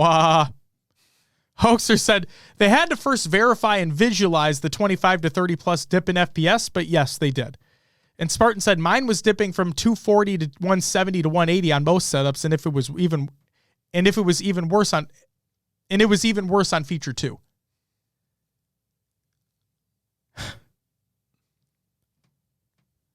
So,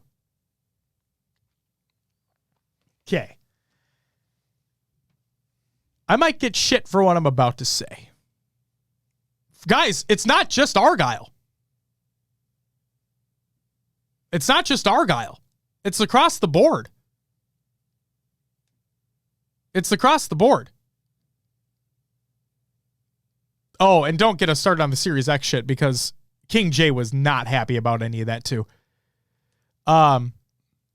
It is a PC issue or it's a game optimization issue, but like they said, it's a quote unquote bug. Here's my thing. I'm going to get flack for what I'm about to say. This one statement. I mean, everybody was playing on the same shit, right? But at the same time, let me just say, that's fucking shitty. Holy moly, is that fucking shitty. Okay? Like, that's... Oh. I thought at first, when Tashi was talking about, like, the... trying to not necessarily justify the flag and oddball dropping being lengthened because everybody has to deal with it. But add on top of that these FPS issues as well, where you're you're losing half your fucking frames. Yeah. Half. And the worst part is that from what I've heard, from what I was told, is that it was never consistent. So when it happens, it completely fucking throws you off, you know? Now, here's the other thing I heard, and again, I'm not going to name names. The other thing I heard is that there was a server, a Discord server, where in it was said via an admin that if you never dip below 170, play on. If you dip below 170, say something. Jolt, it was not just feature 2. It was not just feature 2. Feature 2 had it probably the worst, but as Hoaxer said, it was feature 1, 2, 3, and main. It was everything. All of them had the issue. Feature 2 had it apparently the worst. And yes, Tools, agreed. And Collect, thank you for agreeing that that's what it was. Shit is so bad because you can't cap it at 200 because then it'll drop way more. I heard that too. I heard that players tried capping at 120 or whatever, and it would drop to 80s and below. Interesting. Yep. So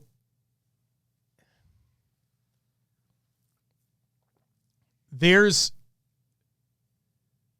isn't okay, to kind of say the least. All I can really hope, because there's nothing you can do, you know? What are you going to do, not play? No, you're going to play the fucking game. It's going to fucking suck, as we've seen, but you're not going to not play the game. Right. You know? So I really, really hope this is fixed in the 3-month gap that we have between now and Optic. I really, really hope so. Because if that happens again, that's going to be awful. Slippery ass. These are brand new PC builds, I'm guessing. I don't know. I would assume that they're using the ones that they had last time. I assume they this. I'm not trying to sound like an ass. I'm assuming that they don't build new PCs for every event. Yeah. Right? Because that'd be a huge waste of money, right? Right. Maybe they upgrade components along the way. I don't know. That's a really good question. I don't know.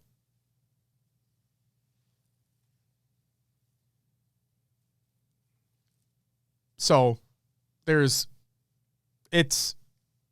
bad.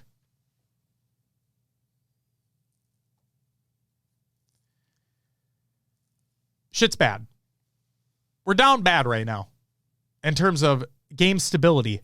Will, when I read what you played over the last week and I saw your comment, and I'm like, oh no. Yeah. Uh-oh. It's not good, you know?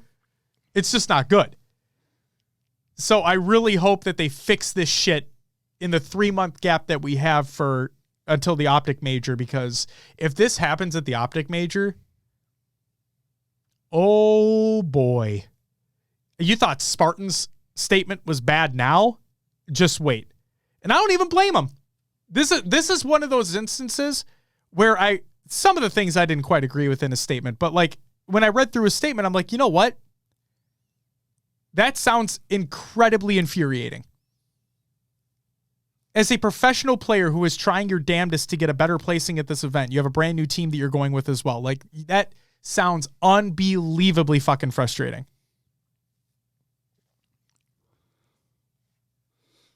I'm curious. So something I did on my PC was in the game, you can turn off the HD packs, which did give me like a 20 frame boost, right? From like 120-ish to 140.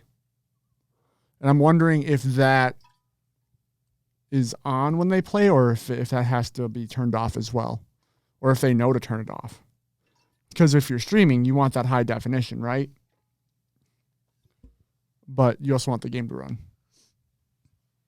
It's all off. It's all off? Okay. Good to know. And Ben, yes, please join that if you haven't already. Everybody should join Discord if you haven't already. Tara, have a great night. Thanks for stopping in. And Dart, welcome back to you as well. It's just, We say it all the time, right? Is that we want this game to be as competitive as possible. We want everything to be as even as possible. We want as many outliers prevented as possible. And every single time a fucking update comes out for this game, something else happens entirely. Now, it's the nature of software development. It's the nature of the beast. I get it. But the fact that after the fucking update comes out and the oddball and the flag drop is slower, which means players have to adapt to that, even if everybody has to deal with it. I don't fucking care. That's an issue. Couple that with PC performance issues that are fucking abysmal, and it's a recipe for disaster. And that's not to say, like, again, congrats to Optic for getting first, FaZe getting second, Native White for making it as far as they did. Congrats to all these teams that were able to do what they were able to do. It sucks because I'm never going to put an asterisk next to a win like people try to do to LeBron James and the Lakers for winning the bubble championship. Sure. Like, I'm never going to do that. But it does suck that it feels as though not all the players were able to play to their full potential because of the issues that were out of their control. It wasn't because of them playing inconsistently. It wasn't because of teamwork not being where it was supposed to be, but because of things that were completely out of their control and they had no say over fixing it. That's what sucks to me. So that's why I hope things get fixed for the next major event, because all I want is for everybody to be able to play at their peak, to play at the best that they have at that time and not have to worry and not even have to think about outlying factors out of their control, hindering them from getting a better placing. So I think Season 3 of Halo is going to run a lot smoother. I think the Season 3 Battle Pass, I just said it again! Battle Pass looks fucking terrible. Get to that in a minute. So with that, only the top 4 moving on to Championship Sunday instead of the traditional top 6. The reason why I included this is because G1 were apparently completely caught off guard going into their matchup against Native White to cap off Saturday's matches. I was told this on multiple occasions from G1 that they were setting up on main stage. And at the last second, well, actually, they were getting ready to, go, because traditionally the top 6 moved to Champ Sunday instead of the top 4. Right. So they were getting ready to basically go. And then they were told, wait, no, you're going to have to play Native White tonight. And they're like, okay. I'm paraphrasing here, okay? I don't have fucking word for word quotes written down. But they're like, okay. So then they go start setting up on main stage. And if you, again, because this wasn't fucking shown, but if you were at the event, you would have seen Hoaxer on the right. If you're looking at main stage, he was formerly on the right, because I believe that's where they had played before, and he was moving to the left. Okay? So he'd moved over to the left. It looked like he was about to get set up, and then they were told, no, actually, it's going to be on a feature station. Go set up there instead. So they were apparently caught completely off guard, having to play that match against Native White. Unfortunate for them, they did lose, but besides the point, it's just another situation of lack of communication. So hopefully that gets resolved in the future too, but who knows? There was no Rockstar booth at the event. Oh, they didn't show up this time. Not a zippo zilch. And if you want a G Fuel from Sentinel's booth, I'm not blaming Sentinels here. I do not blame them in this regard, because, you can only do what you can do. Did I hand out stickers? Oh, I absolutely did. No Astro booth. They didn't have one at any event. There was never an Astro booth. Yeah, there was never an Astro booth.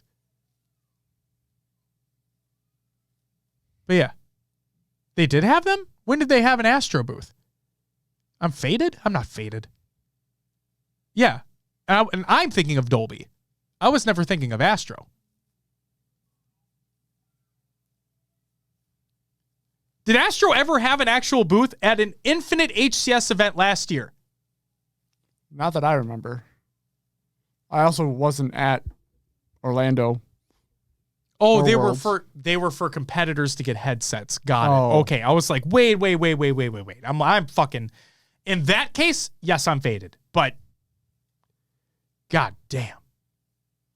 Thank you, Tools, for the clarification. And Scoob, I apologize. I thought you were talking about Dolby. So yeah, there's no Rockstar booth. No free Rockstars at this event, which sucked.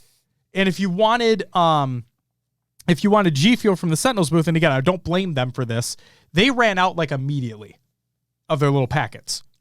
So that kind of sucked. I mean, yeah.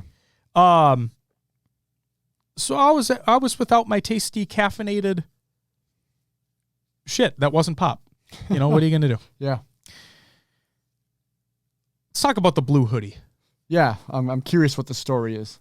Trolley was not there either. No, that was a Worlds thing because they were doing like Halo Fest at the same time. I doubt they would ever be at just a traditional HCS event. You fell for the scam. Can't believe you bought that shit. Tools, I didn't fall for the scam at all. I out-scammed the scam because I wasn't even there when it was purchased for me. Oh yeah, Zig. Scam. Let's talk about the Optic Gaming blue hoodie that I'm wearing right now.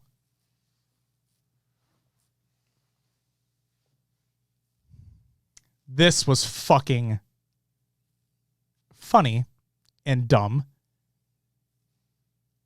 And here we go. All right. Optic Gaming put out a tweet before the event that said, hey, here's our Charlotte exclusive line. Stop by the booth and pick them up. Okay? Yeah. In that picture on Twitter included their basketball jersey. Mm-hmm. I think a t-shirt. And this hoodie was in the picture. Okay? As soon as I saw that tweet go out, I texted Snag and I'm like, hey, if they are actually giving that hoodie away to anybody who wants to buy one, pay attention to what I'm saying right now. If they are actually allowing anyone to purchase that hoodie, I want it in a large. Yep. Get it for me. They got me one on Friday when I was not at the event. Okay? Got the hoodie, was super happy. I love it. Color's amazing. Love the hoodie. And Zig says it. Only on Friday, though. Because if you go to the Optic Gaming Shop website right now... It's available? No. Oh, no? It's always been available, Will. It's been available for months. But you have to be an Optic Nation Gold member, which is $30 a year, to be able to purchase it. Or you can be a basic, which is a free member, and have a prestige level 6, which means you had to have completed so many challenges to get a prestige level 6 to then have the opportunity to buy it. Why are you guys saying I got? I got it without being a member. I got it on that Friday via other, like I didn't got. If anything, Optic got because I got it on Friday before everybody else got. What are you fucking talking about? Back to the story. So the rest of the weekend happens, and I get told, thanks, Ronan, I apologize. I get told that as of Saturday and Sunday, they're only selling them to Optic Nation members. And like I said, if you go to the Optic Gaming Shop website right now, that hoodie is available and has always been available for months if you were a certain status of an Optic Nation member. That's why when I saw the tweet come out, my initial reaction was, wait a second. That's not an event exclusive hoodie. I've seen that color before, but it's only for Optic Nation members. And that's exactly why I deadass texted Snag immediately and said, if they are selling that to anyone and everyone, get me a large. Because guess what? It wasn't supposed to be. And on Saturday and Sunday, it wasn't. So to Optic Gaming, what the fuck? Don't false advertise that the hoodie is available for everyone on Twitter and then turn around and stop selling it to everyone on Saturday and Sunday when you already were doing it on Friday. Yeah, I'm wearing it. I love the color a lot. But hey guys, guess what? If you fucked up and it was never supposed to be sold unless to Optic Nation members and you fucked up on Friday, carry the fuck up through the rest of the weekend. Don't take it away from people at the last fucking second because you realized you fucked up. Wow.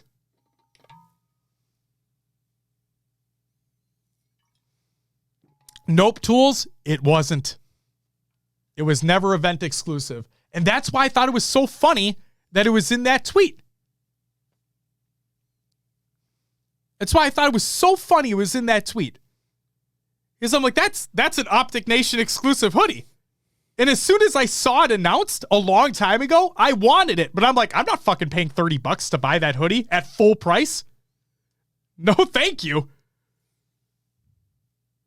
You hate everything about the hoodie now? At least the color's nice. That's the thing. At least the color's nice.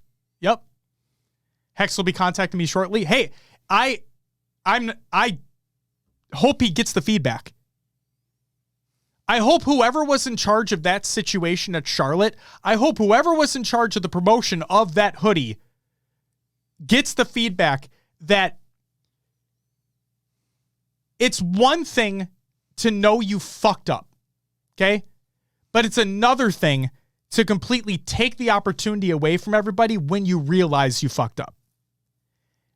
This is a learning opportunity to just take the L, as the kids would say, and allow the hoodie to be purchased by anyone at the event. I mean it. There are those that were obviously not able to attend on Friday, myself included. There are people who may have only bought tickets to arrive on Saturday and Sunday, and they saw that tweet and they're like, oh my God, I fucking want that hoodie. That seems awesome. It's an event exclusive, like Tools thought it was, right? And then you show up on Saturday morning, you're right there, right when they open, you head to the booth, you're ready to buy it. Are you an Optic Nation member? No, what's that?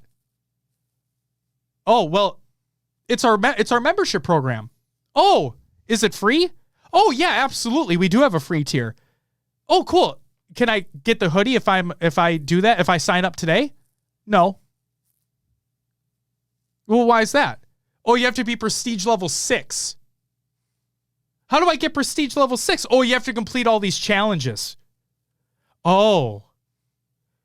So I can't just buy the hoodie? I can't just buy the hoodie? Oh, well, we do have another tier of the membership. It's our gold tier. Oh, how much is that? Oh, $30 a year. Oh.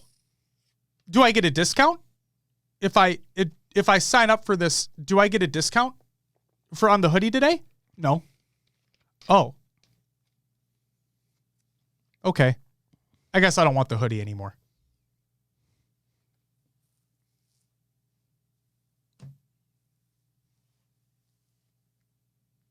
See what I'm saying? Take the L. Sell through the rest of the weekend. It's not fucking difficult. You're going to make your money regardless. People are going to buy them. Like,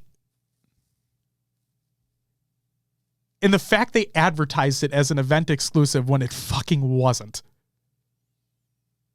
is funny to me. Oh. So there's that. There's the hoodie story for you. All right. Yep. VIP yet again was mediocre at best. I will say there was additional seating. There was no love sacks there. Because again, I think that was like a Halo Fest thing. But either way, there were some more seats, but it really, again, Ronan says, love you ranting about it while wearing it though. That's the best part. Like I said, I like the color. I like the color. I think the color's great. It's poppin'. It's poppin'. Yeah, VIP was just mediocre at best. There were a little bit more seating, which was nice. But again, it just felt like a fucking tacked on part of the experience again. There's nothing really there to make you feel like you are a VIP, if you will. And for the record, I say this as, I will say this. I purchased VIP tickets because I try to support the scene further. Like, that's legitimately why I buy the VIP tickets. Thank you, Ronan. I appreciate you. Thank you so much. I do like the color. Zarn says, tour was exact same again. Just walk around the venue and walk on main stage. Tashi had a megaphone, though, this time, so we could kind of hear him in the back. Zarn, question for you. Was Adam Apicella there? I heard he was not. As in, we never saw him anywhere. And typically, he's part of that tour. Yeah. If he was, I never saw him. Okay, he wasn't there. Yeah. KC and Raleigh last year, he was there. He was at every other one. He kind of ran it the first couple times. Yep. And Tool said, pretty sure EE had another event that weekend. That's what I thought, too. I had asked that, but the person I asked didn't have an exact answer, so it's okay. It's just, yeah. If he did, all good.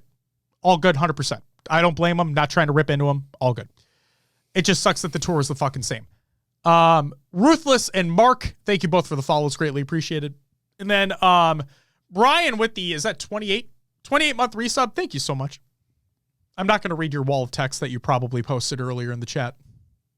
I imagine you did, though. You did. Brian, I love you if you're still here. Just know that. Read it. There he is. I'm not reading it. They should do a meet and greet thing next event. They should do a lot of things next event. That's a whole other situation. So, yeah, it was mediocre. VIP was mediocre. The fact you couldn't tip the bartender unless you had cash sucked too. What? Yeah, they didn't have the... Now, I don't blame the HCS for this. I blame the venue for this. I talked to two of the bartenders that were there because obviously I wanted to tip them. I don't carry cash on me, so I couldn't. And I'm like, I asked them straight, I'm like, can I tip you on a card? And they're like, they didn't set us up for that. Oh. And I'm like, I am so sorry. And they go, yeah, we are too. Like, I feel so bad for you, man. Holy shit. So there's that. Again, I don't blame the HCS for that. I blame the venue. Here's a funny one. Here's a funny one that happened that I wanted to call out. Double XP encoding codes in the main broadcast for the first 25 people who entered the code. Right. What the fuck is that? What the fuck is that? The first 25 people out of 40,000? And only the main stream. When Scump was streaming, he had fucking 70 or something like that? Yeah. First 25 people, guys. We talked about this in the watch party too. Like, why can't this be like the Gold Halo rec packs in fucking 5? Exactly. Literally what I thought. Literally what I thought. Just give a general code that anyone can enter and you get some double XP. And it's live for like 5 minutes. Yeah. That's all you gotta fucking do. I was so like I was thrown back by that because at first I saw, oh, double XP code. That's cool. Like the gold rec packs in Halo 5. And then I looked harder and I'm like, oh, for the first 25 people? Holy moly. What is that? What a fucking, oh, it's so stupid. That's exactly it, Tools. Double XP should just be open for time slots. Agreed. Oh, fucking agreed. Thought the drop ones were fine because most people have the old drops. Yeah, I mean, sure, but at the same time, just having it open for the first 25 people is just fucking redundant and stupid. Just unbelievably stupid. So here's a piece of feedback for the next event. Have them be like gold rec packs in Halo 5 when you're giving them away during the stream. Have the code via unlimited and be available for like 5 minutes until that code is expired, and then do the next one, so on and so forth. Oh my God. Next point. What was the overall viewership? Over 110,000 with co-streamers? Yep. I don't know accessing. I don't know, to be completely honest with you. But I do know that Scump brought the majority. Like, for sure. Yeah, and it was great because in his stream, a lot of people were saying, oh, why don't we just go watch another COD match? And he was like, no, optics in a major, we're going to tune in. And I heard that he was gassing up Halo quite a bit as well in terms of its competitiveness and like enjoyability to watch and stuff like that. Yeah. So that's good to hear too. And obviously it's a great get for the HCS to have him as being a co-streamer, especially with the success that he's had for the Call of Duty stuff. Like, it's just been phenomenal for him. And obviously that helps out on the HCS side as well. And so I want to talk about viewership for a second because Puckett put out a tweet. I'm not going to read it because I don't think it needs to be read. But he talked about, and I think this was on Saturday, where he complained about the viewership being so low for Halo and complaining about how if only it had this, and this at launch would be in such a better state. And I read that tweet and I'm like, Puckett, what are you talking about? We literally had on that day, on Saturday, I think at the time that I looked when he put that tweet out, the HCS mainstream was at 30K and the Call of Duty mainstream was at 40K. So only 10K less than the Call of Duty mainstream at that time. And then Championship Sunday, as the kids would say, to the moon. So I don't think viewership was an issue. If anything, with Scump coming on and all the co-streamers that they had and the incredible matches that they had on Championship Sunday, I think that helped. I think that helped viewership. Right?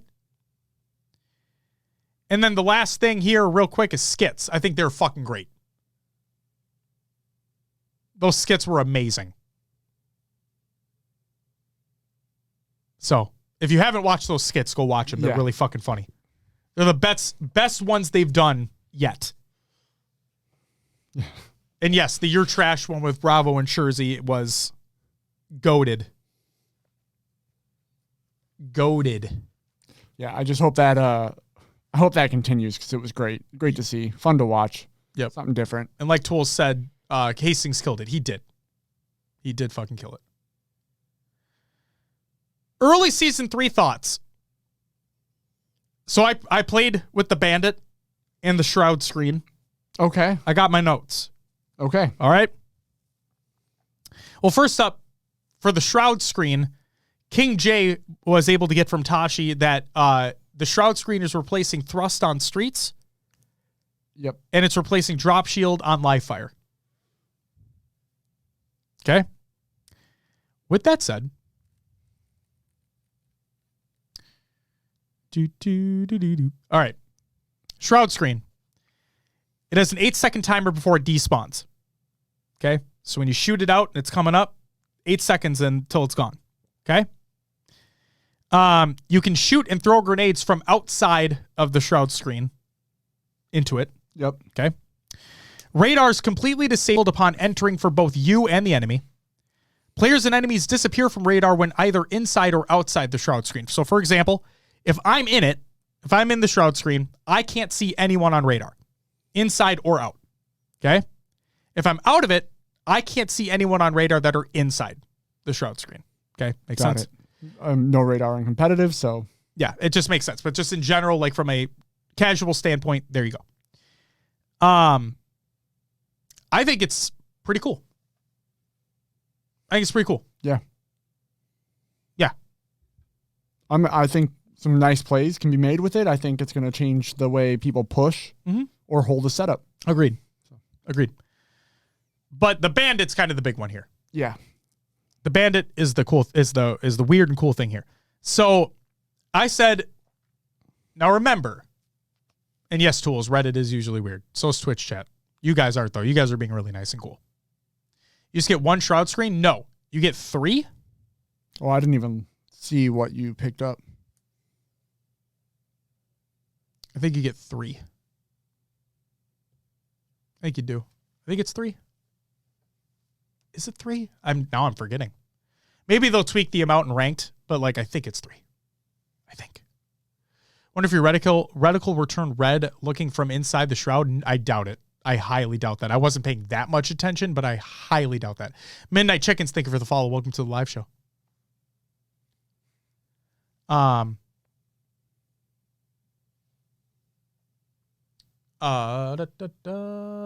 we sure it's 3 in ranked HCS? No. I don't know. Thanks, Daddy. Jesus Christ. All right, so the bandit. Remember the leak? Yes. The leak made that thing look bad. Right? Like really bad. Well, after playing with it, it's not bad. It's actually quite good. I said it feels great. There's minimal bloom, and it excels at short to medium range. The problem, though, or the thing that I think is going to be a problem, is that there is no D-scope while being shot at. Yeah, it's kind of like the pistol, right? Where it's the smart zoom. Yeah. It's just... It's something. It's something. It's 5 shots to kill, 4 to the body, 1 to the head, or it's a 3-shot beatdown. It has a slower rate of fire than the Commando, but faster than the Reach DMR. And I think someone said that it feels like, remember what we talked about where, what if the Halo 5 pistol had a better sound and looked like an actual fucking like main weapon? Yeah. That's what it feels like. It feels like the Halo 5 pistol in a sense. Interesting. There's 15 bullets in a clip, 30 bullets in reserve. Players do not get de-scoped when being shot at, like I said. That's the big thing for me. And when talking to Jay about it after he got some time to play, he did say that longer range fights are more difficult, so that we agree the thing is not meant for long range. But short to medium, oh man, that thing can fucking annihilate you. So. Oh, magazine. Did I say something wrong? You said clip. Oh, I'm sorry. It's a magazine. Magazine. My apologies. Thanks, Samantha. But it is, space combat. Maybe they just renamed it. Yeah. What if they did? All right. Leave me alone. Just kidding. Replace BR with Bandit on season 3 launch? No, they won't. They'll make the game fun. It will not make the game fun. Stop it, tools. Stop riling people up, damn it. But no, the no D-scope thing is that's what's scary to me. I think it's going to be, when put in the hands of pro players, that's the thing. Yeah, at that level. Yes. From a casual perspective, sure, no D-scoping when being shot at, that, it is what it is. But from a ranked and the highest level, that no D-scope is going to be brutal. It's going to be brutal. No, it's not, tools. Stop it. It's not even in the hands of everybody yet. You need to relax.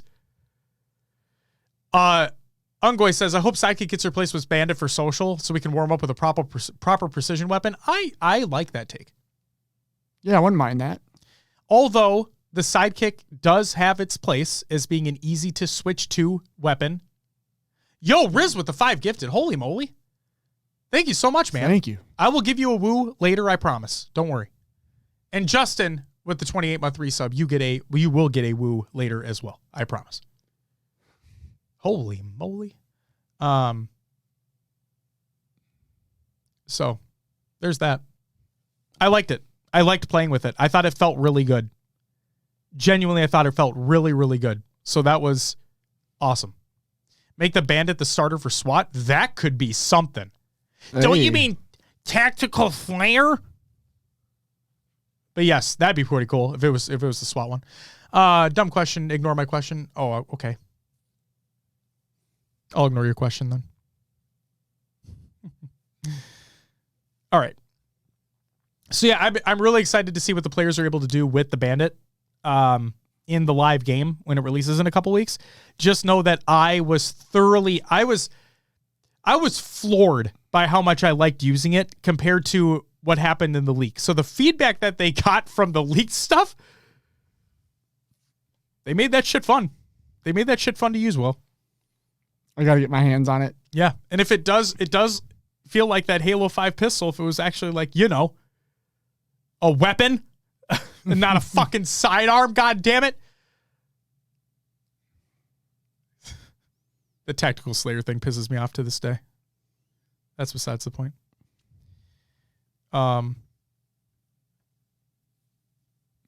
HCS coatings.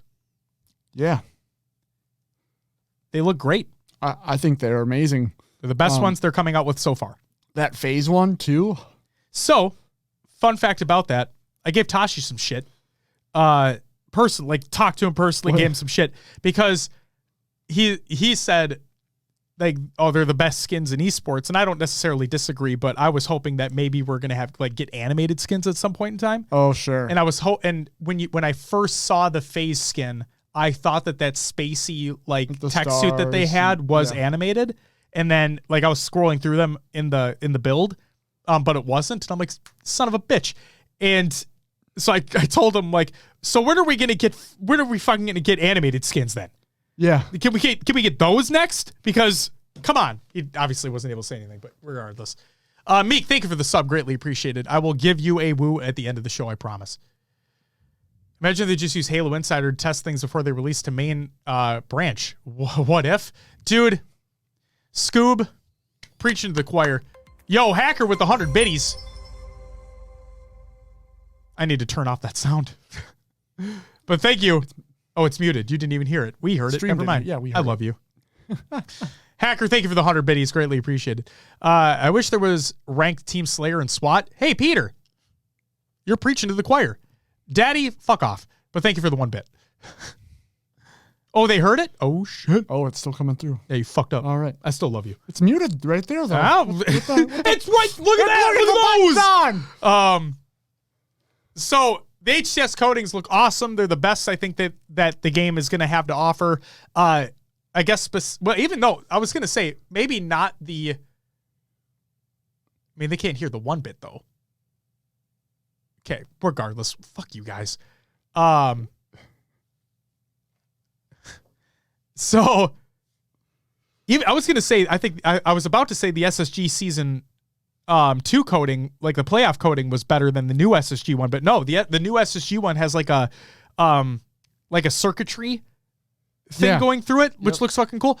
I will go on record and say this. I think Complexity has one of the best ones in the pack. And I fucking hate the Dallas Cowboys. I think Complexity have one of the best in the pack. If you pay attention to their coding and their sniper coding as well, the Complexity stars are all woven throughout the entire thing. Oh, you couldn't really tell that from the graphic. I know. If you go back and look at it, looks so fucking good. It's so clean. So again, for those who don't know, for those who may not have watched the trailer or just want some additional clarification, all of the coatings, so there are a few things that come in the pack, that'll come in each pack, right? You will have the coating the armor coating for the Mirage core, which is one of the 2 new ones that are going to be introduced. And you can only use the armor coatings on the Mirage core. Okay? So keep that in mind. And then they all come with the sniper coating as well. And they all come with individual visors. Okay? Because now that visor colors are cross core, you can use the new visor color with any core you want, and the visors look awesome as well. So, things to keep in mind, you can only use the armor coatings on the new Mirage core, which will launch with Season 3. They all come with sniper skins, and they all come with visor skins as well.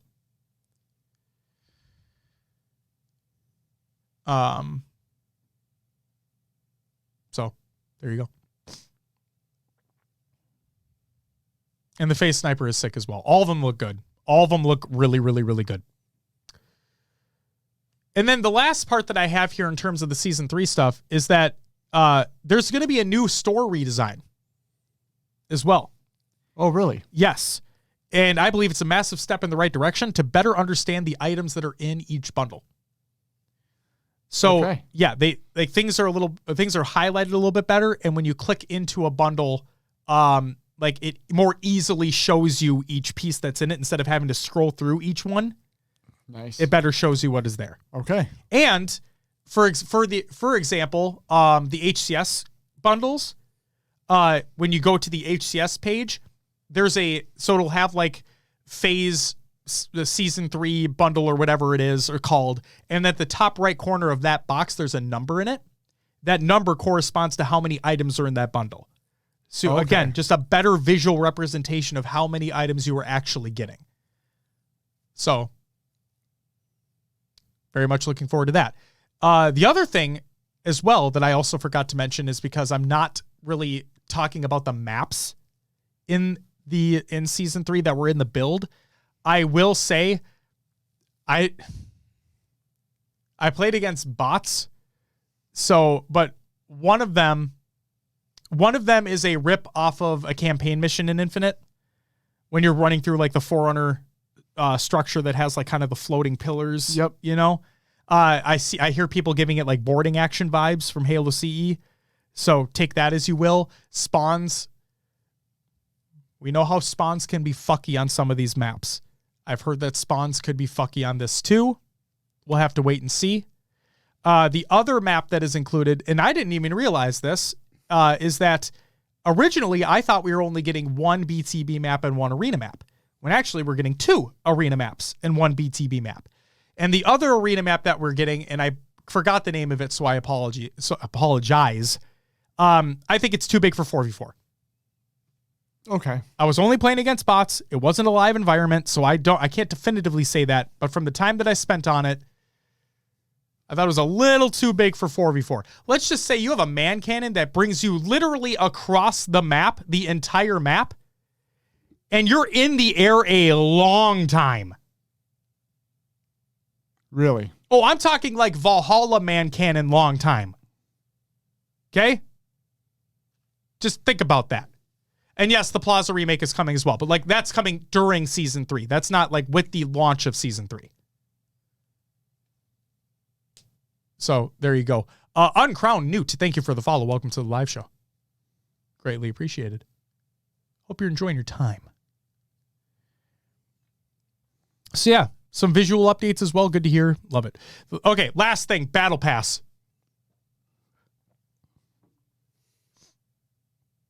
Good, bad, ugly. I'm going to show Will a picture. Oh boy. And I'm going to get his raw reaction. Okay? I'm going to get a raw reaction out of you. Will? Oh no. This is the level 99.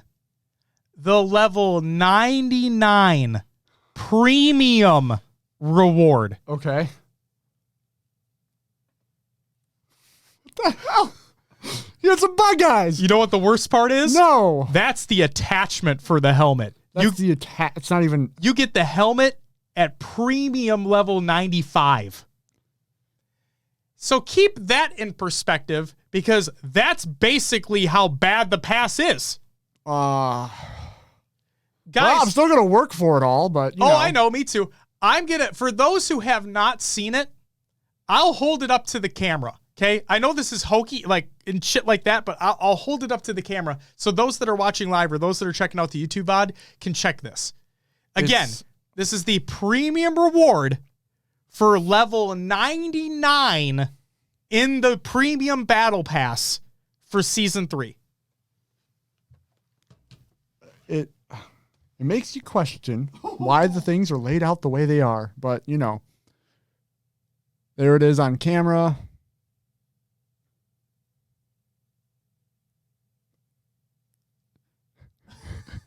Chat, what the fuck am I looking at? Yeah. You know what, Will? It's like the new Seeker. That's exactly what I was going to say. If Seeker Justin's still here, this is the new fucking Seeker helmet. You're welcome, you ass. Yeah, the logo isn't real. Yes, the logo's not real.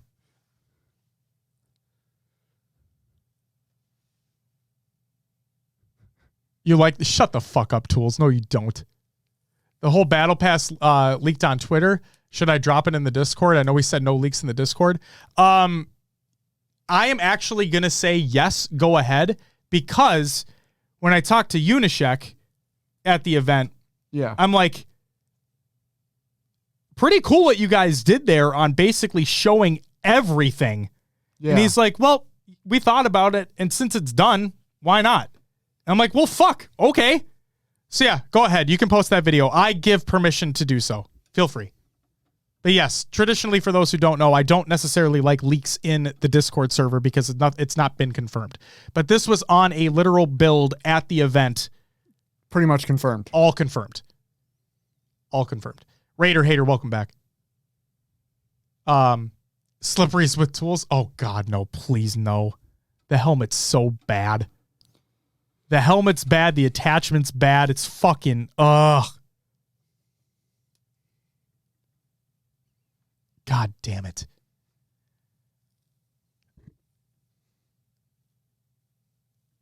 Someone earlier, I apologize, doubling back on this from a long time ago. Someone asked if we had a P.O. box or something like that. We don't.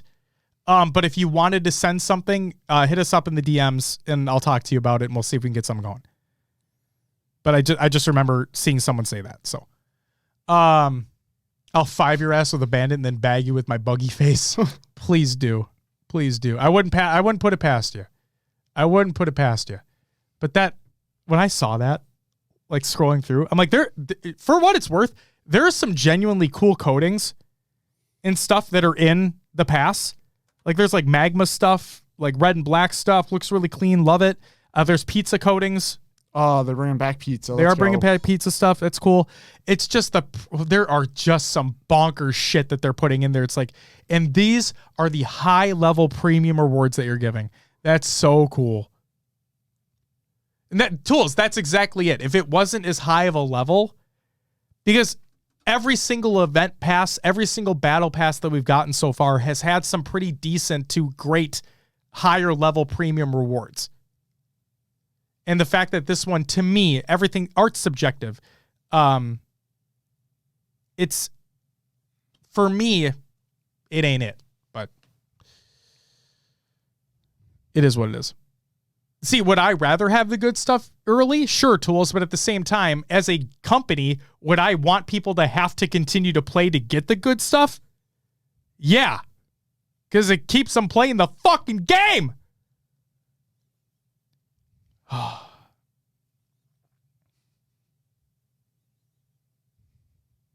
So, there you go.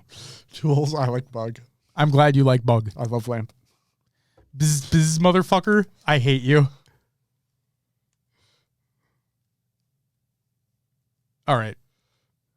It's a Bug's Life season. Bug Life. Jesus Christ. Oh. I do remember Swole. I do. I miss those days. I miss those days where you had to do the Vidmaster challenges to get recon. I miss those days. Quite a lot.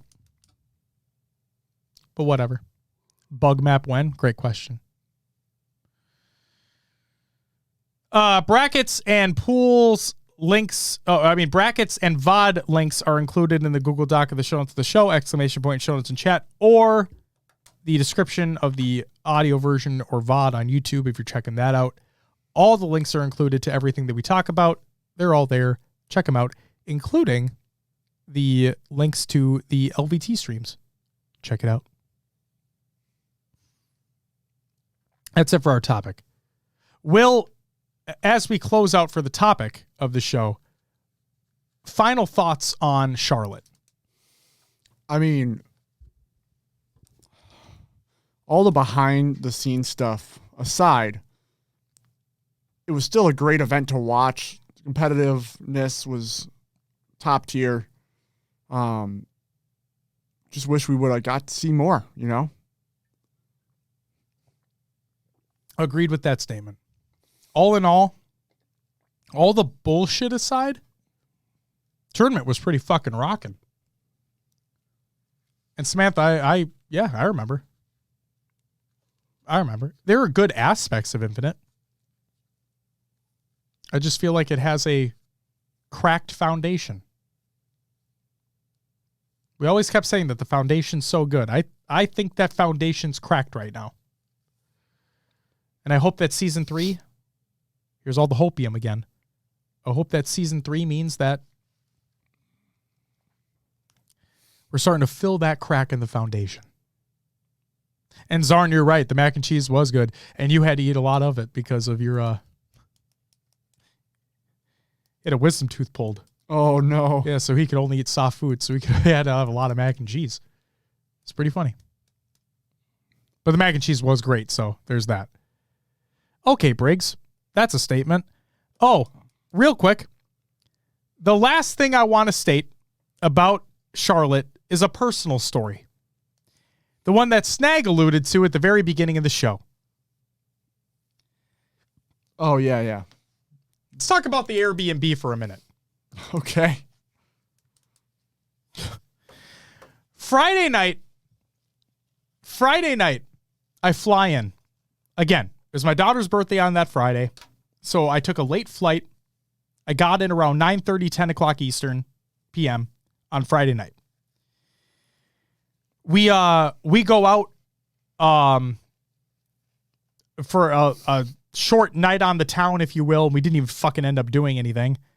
And so Snag and I are walking back to the Airbnb, and we find a street vendor who has hot dogs, and we hadn't eaten anything. Oh, no. So we get hot dogs. Oh. No, it was great. No. Okay. The hot dogs were fine. Okay. The hot dogs were fine. I thought that was going to take a No, turn. trust me. Woo. I want to start with the good that happens and then get to the shitstorm that happened. Okay. So these hot dogs were good. We're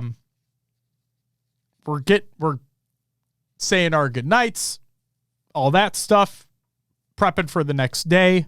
It's like 1:30, 2 o'clock in the morning now. And venue opens at 9. We're big chilling. We'll go to bed. So I go to bed. Again, this is around 1:30, 2 o'clock in the morning, ladies and gentlemen, on a Friday night. The next thing that happens, now keep in mind, we are from Minnesota. Okay? I live in a house. You live in a house. The Airbnb that we stayed at was not a house. It was more like an apartment. It was a condo. We were at a condo that was in the city of Charlotte. Okay, it wasn't outside the city. It was in the city of Charlotte. The next thing I hear at fucking, I'll say 4 o'clock in the morning, because frankly, I didn't even look at my phone to know what time it was. But all I hear on our door is bang, bang, bang, bang, bang, bang, bang, bang, bang. Bang, bang, bang, bang, bang, bang, bang, bang, bang. Wait. Bang, bang, bang, bang, bang, bang, bang, bang, bang.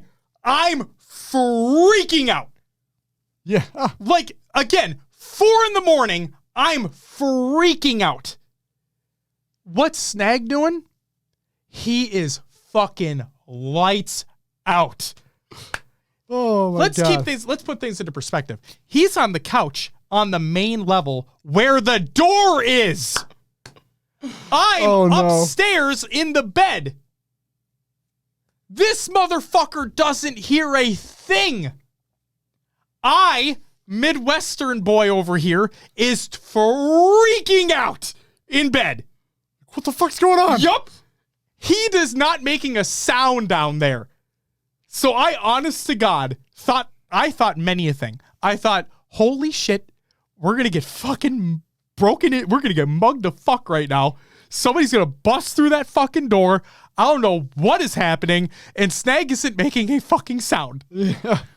Do I say something? Do I shout down to him?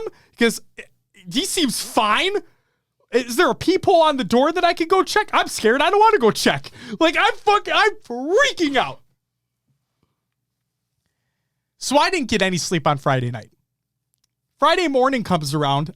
I tell Snag in the morning what had happened. And this motherfucker's like, what? I didn't hear anything. I'm like, are you out of your fucking mind? So we come to find out that there is a trash chute literally right next to our door.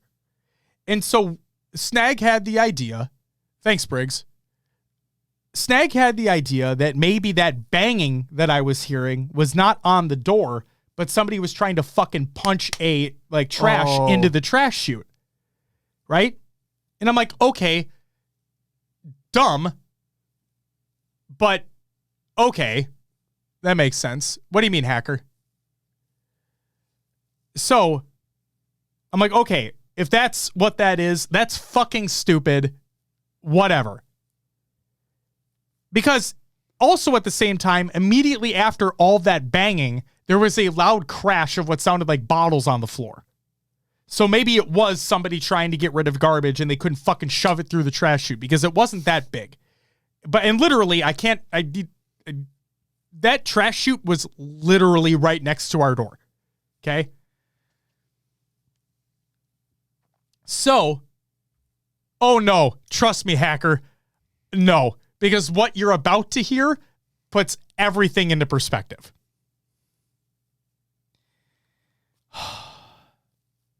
Later that day, we come back to the Airbnb. It was later that day, right, Snag, or it was Sunday? Either way, it was later on Saturday or it was Sunday. We come back to the Airbnb. And we're there for a while, and we're getting ready to head out again. And we're getting ready to leave. This is middle of the day, right? Getting ready to leave. Head back to the venue, I think is what we're doing. We open up the door, and we're heading out. And our neighbor opens the door. Opens their door. Yeah. And was like, hey, did you guys order a pizza last night? Oh, no. Snag and I look at each other like, no. And it all came into fucking perspective, ladies and gentlemen. Holy shit. Someone had ordered a fucking pizza at 3 to 4 in the goddamn morning. And here's the kicker. Not only was that person delivering to the wrong place because it wasn't us. Yeah. But at the same time, the person who ordered it never paid for it. So our neighbor did. He bought the pizza? That motherfucker, he was super sweet. That motherfucker asked us, did you guys order a pizza last night? No. Well, is that what that banging was? He's like, yeah, he's banging on your door for a while trying to give you pizza. I'm like, no, we didn't order a pizza. He's like, oh, that's good because I bought it off him. Well, at least it worked out in the end. Dude, guys, I'm from Minnesota. I don't have people banging on my door. Even a pizza fucking delivery guy. But at 4 a.m, I'm freaking the fuck out when Snag's ass is just sleeping his ass off downstairs next to the fucking door. Oh, no. And yes, the fucking donuts. That was something too. Did you see on Twitter the donuts? The That's what you're donuts, talking yeah. about. It was were you close literal enough? No, but we did see the aftermath. We walked by. It was literally Tokyo Drift. Yeah, people standing in the middle, car going around. Yeah, no, it was literally the scene of when Han is like drifting around the girls in the center. Sure. That literal scene. That was Tokyo Drift in Charlotte. Tool says it was literally underneath this window. See, there you go. Fucking Call of Duty skirt. I forget who had it, but we heard it. We heard it, but we didn't see it because we were a 15-minute walk away from the venue. Someone from the event was on the street when that started happening. Oh, no, was it who the fuck Tools? Who the fuck was it that got on the news? Someone got on the news. He's your boy. Mikowski, that's it. Oh, and Magic did too? Yeah, I saw the Mikowski thing and he was memeing. He was memeing hard. Maybe they're practicing for the NASCAR Hall of Fame, dude. I don't know. We did hear it. I heard the skirts, but like no, we saw the donuts after the fact as we walked past them. So, oh, that's fucking hilarious, Maddie. Jesus Christ. And yeah, like Snag said, he woke up to my soft ass alarm. Like nothing happened. The pizza night. That motherfucker sleeps through the pounding at the fucking door, but wakes up to my phone alarm that is upstairs. Snag, what's going on, man? Oh, I was fucking mad. What's I was happening? so mad. So yeah, Charlotte was a trip. Literally. I had a great time though. It was awesome. Wouldn't trade it for the world. Conversations that I had with people were phenomenal. And also, to anybody that took the time to chat, that came up and got stickers, thank you guys so much. You guys are amazing. And thank you for taking the time to not only talk to us, but also like just for being at the event. Thanks for, if you had the means to do so, thank you for being there. It's great to see people. It's great to have those seats filled. And we all just love competitive Halo through and through. So yeah. And yes, Texas is what's coming up. And we'll see you there. We'll see you there. There's my fucking door knocking story. All right. It's time for the regular news. Fat finger in the buttons over It's there. okay. My bad. It's okay. It's okay. Yes, Meek. I can't wait to talk to you more as well. Career progression is not expected for season 3. This is by Sketch. He says it's in active development, but not expected for season 3. We'll definitely share more when we are able. So that sucks, but what are you going to do? And then there's the Forge Features article for February 24th, 2023 by 343. That's it for the regular news. Got a games watch! Xbox signs a 10-year agreement with NVIDIA. It's by Phil Spencer. Almost said Phil Femter. So, we signed a 10-year agreement with NVIDIA that will allow GeForce Now players to stream Xbox PC games as well as Activision Blizzard PC titles, including Call of Duty, following the acquisition. We're committed to bringing more games to more people, however they choose to play. That's pretty cool.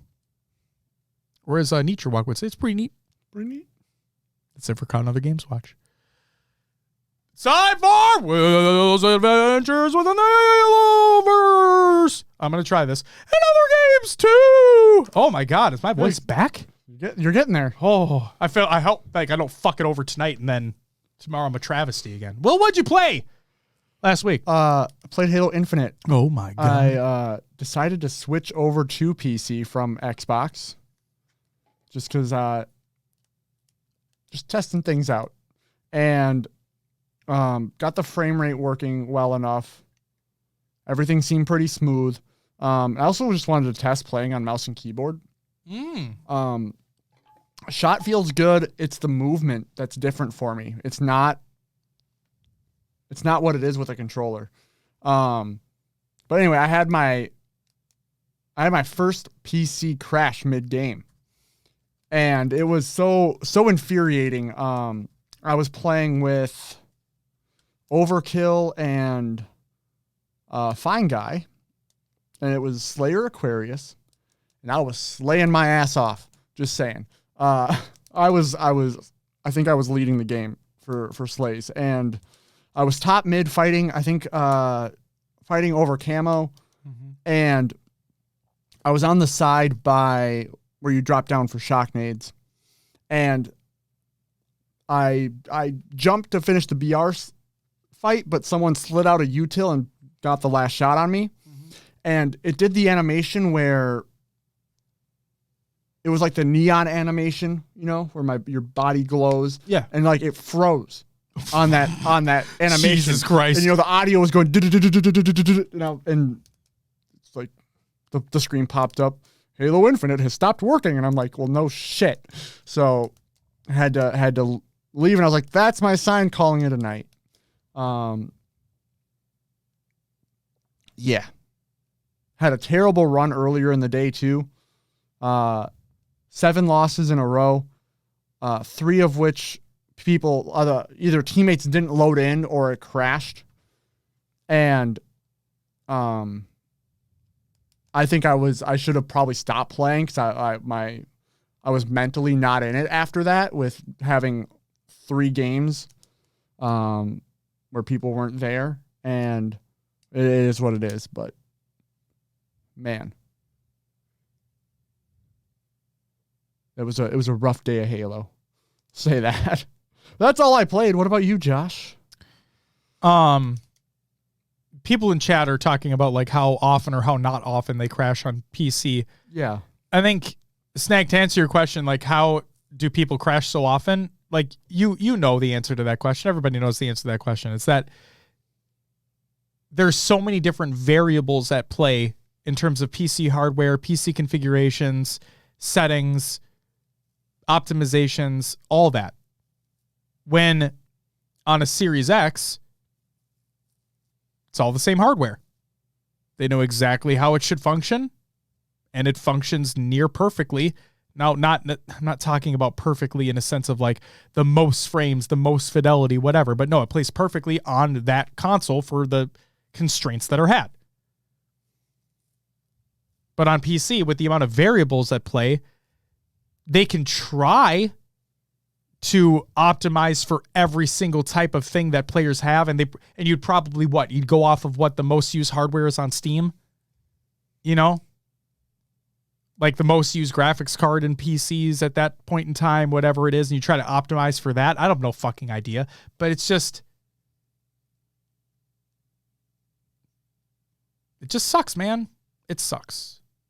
It was, and Snag, I fucking know it was rhetorical. I'm answering for others who may not understand it, you ass. And I fucking told you knew the answer to it. Fuck you. God, you're going to be the new Matty Rums around here. Uh-oh. Just going to say fuck you to Snag all the time now. Matty, I might not say it to you anymore. Get excited.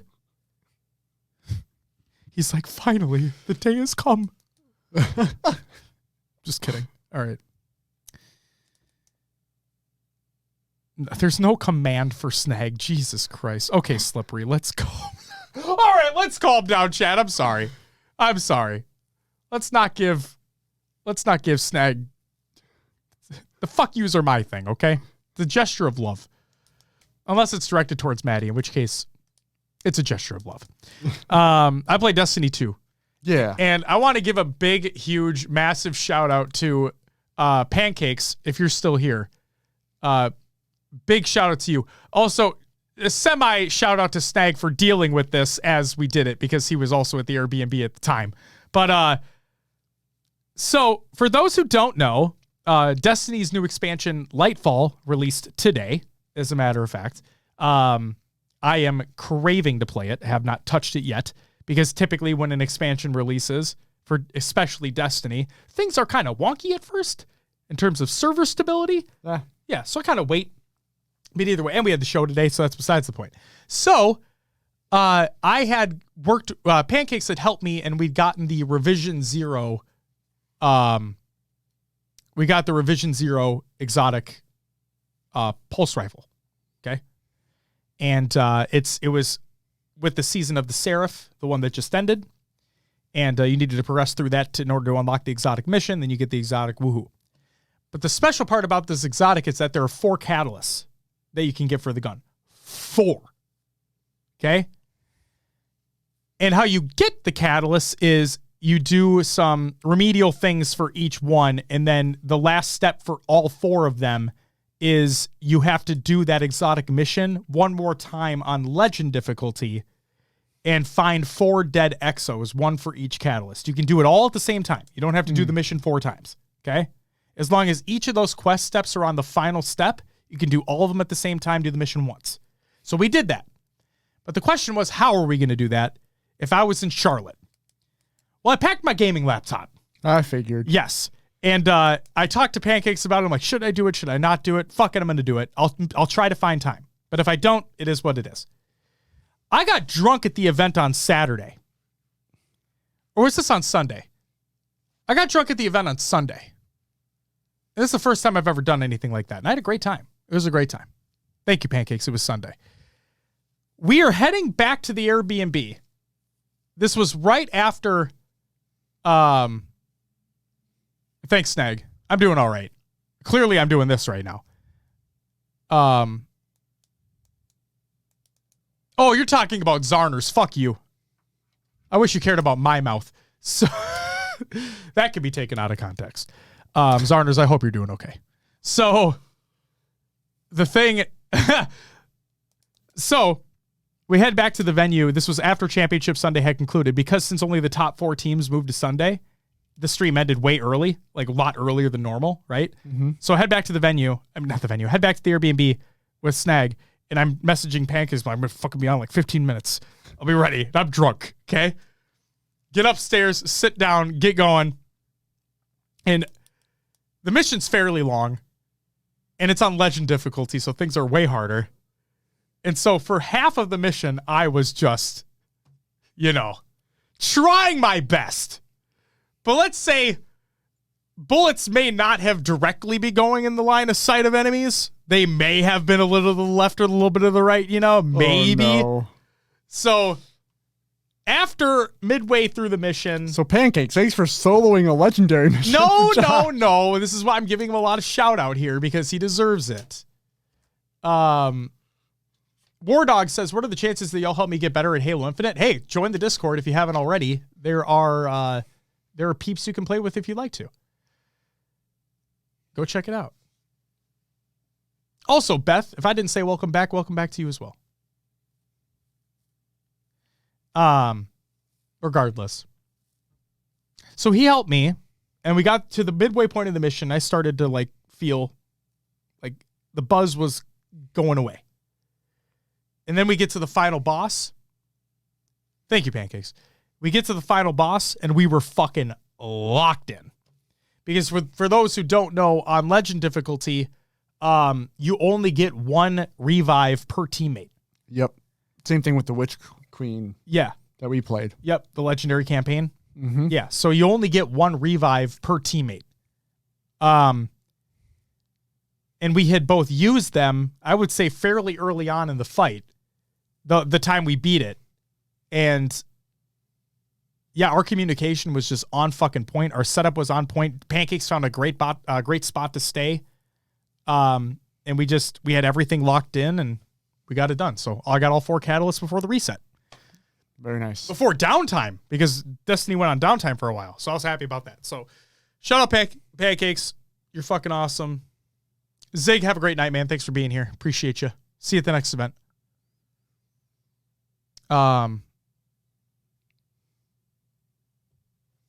Also, low-key waiting for the Airbnb host to message me about keeping it down because this man was screaming in the beginning. Snag, it was during the day. Who gives a shit? And did you see that she wrote us a review? She called me your coworker. Oh, Yeah. She said we were great. So fuck you. Man, Snag really is becoming the fuck you guy now, huh? guess That's really what it feels like. Oh, no. Jesus Christ. Oh, you told her I was your coworker? What the fuck? All right. I don't believe it. Josh wasn't loud at all this weekend. No, I kept my voice down the entire time. He listened to this show. I talk like this the whole time. So. That's why I play Destiny 2. I'm really excited to play Lightfall. And I'm genuinely excited for Season 3 of Infinite, even though the Battle Pass looks... Time for some shout-outs. Shout-outs to everyone who followed and subbed during the live show. We have Scheist, Sergeant Salt, Diligent One, Marga, P. Monet, Fire Ninja, Pavidian, Azrael, Mitten, Skaboop, or is it Shaboop? Either way. Hacker, Epic Gamer, the original, JJD, Ben Jammin, Metal, I'm just going to say Metal, Smiley, Ruthless, Mark, Midnight Chickens, and Uncrowned Newt. Thank you all for the follows. That is greatly appreciated. And then Beth with the 34-month re-subareno, Hacker with the primer, Colonel with the tier 1 subareno, Beth with the 5 fucking gifted, Logan with the 4-month resub, Prez with the 2-month resub, Colonel Flom with the gifted sub, Outlaw with the gifted sub, Swole Danny with the 3-month resub, Outlaw with the gifted sub, Uncle Puppy with the 9-month tier 3 subs. Fucking wow.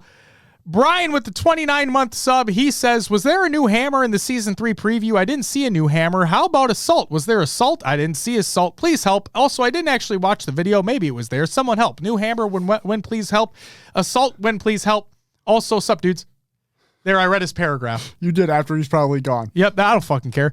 Justin with the 26-month resub. Riznak with the 5 gifted. Meek with the subareno. Thank you very much for the subs, you motherfuckers. Yeah.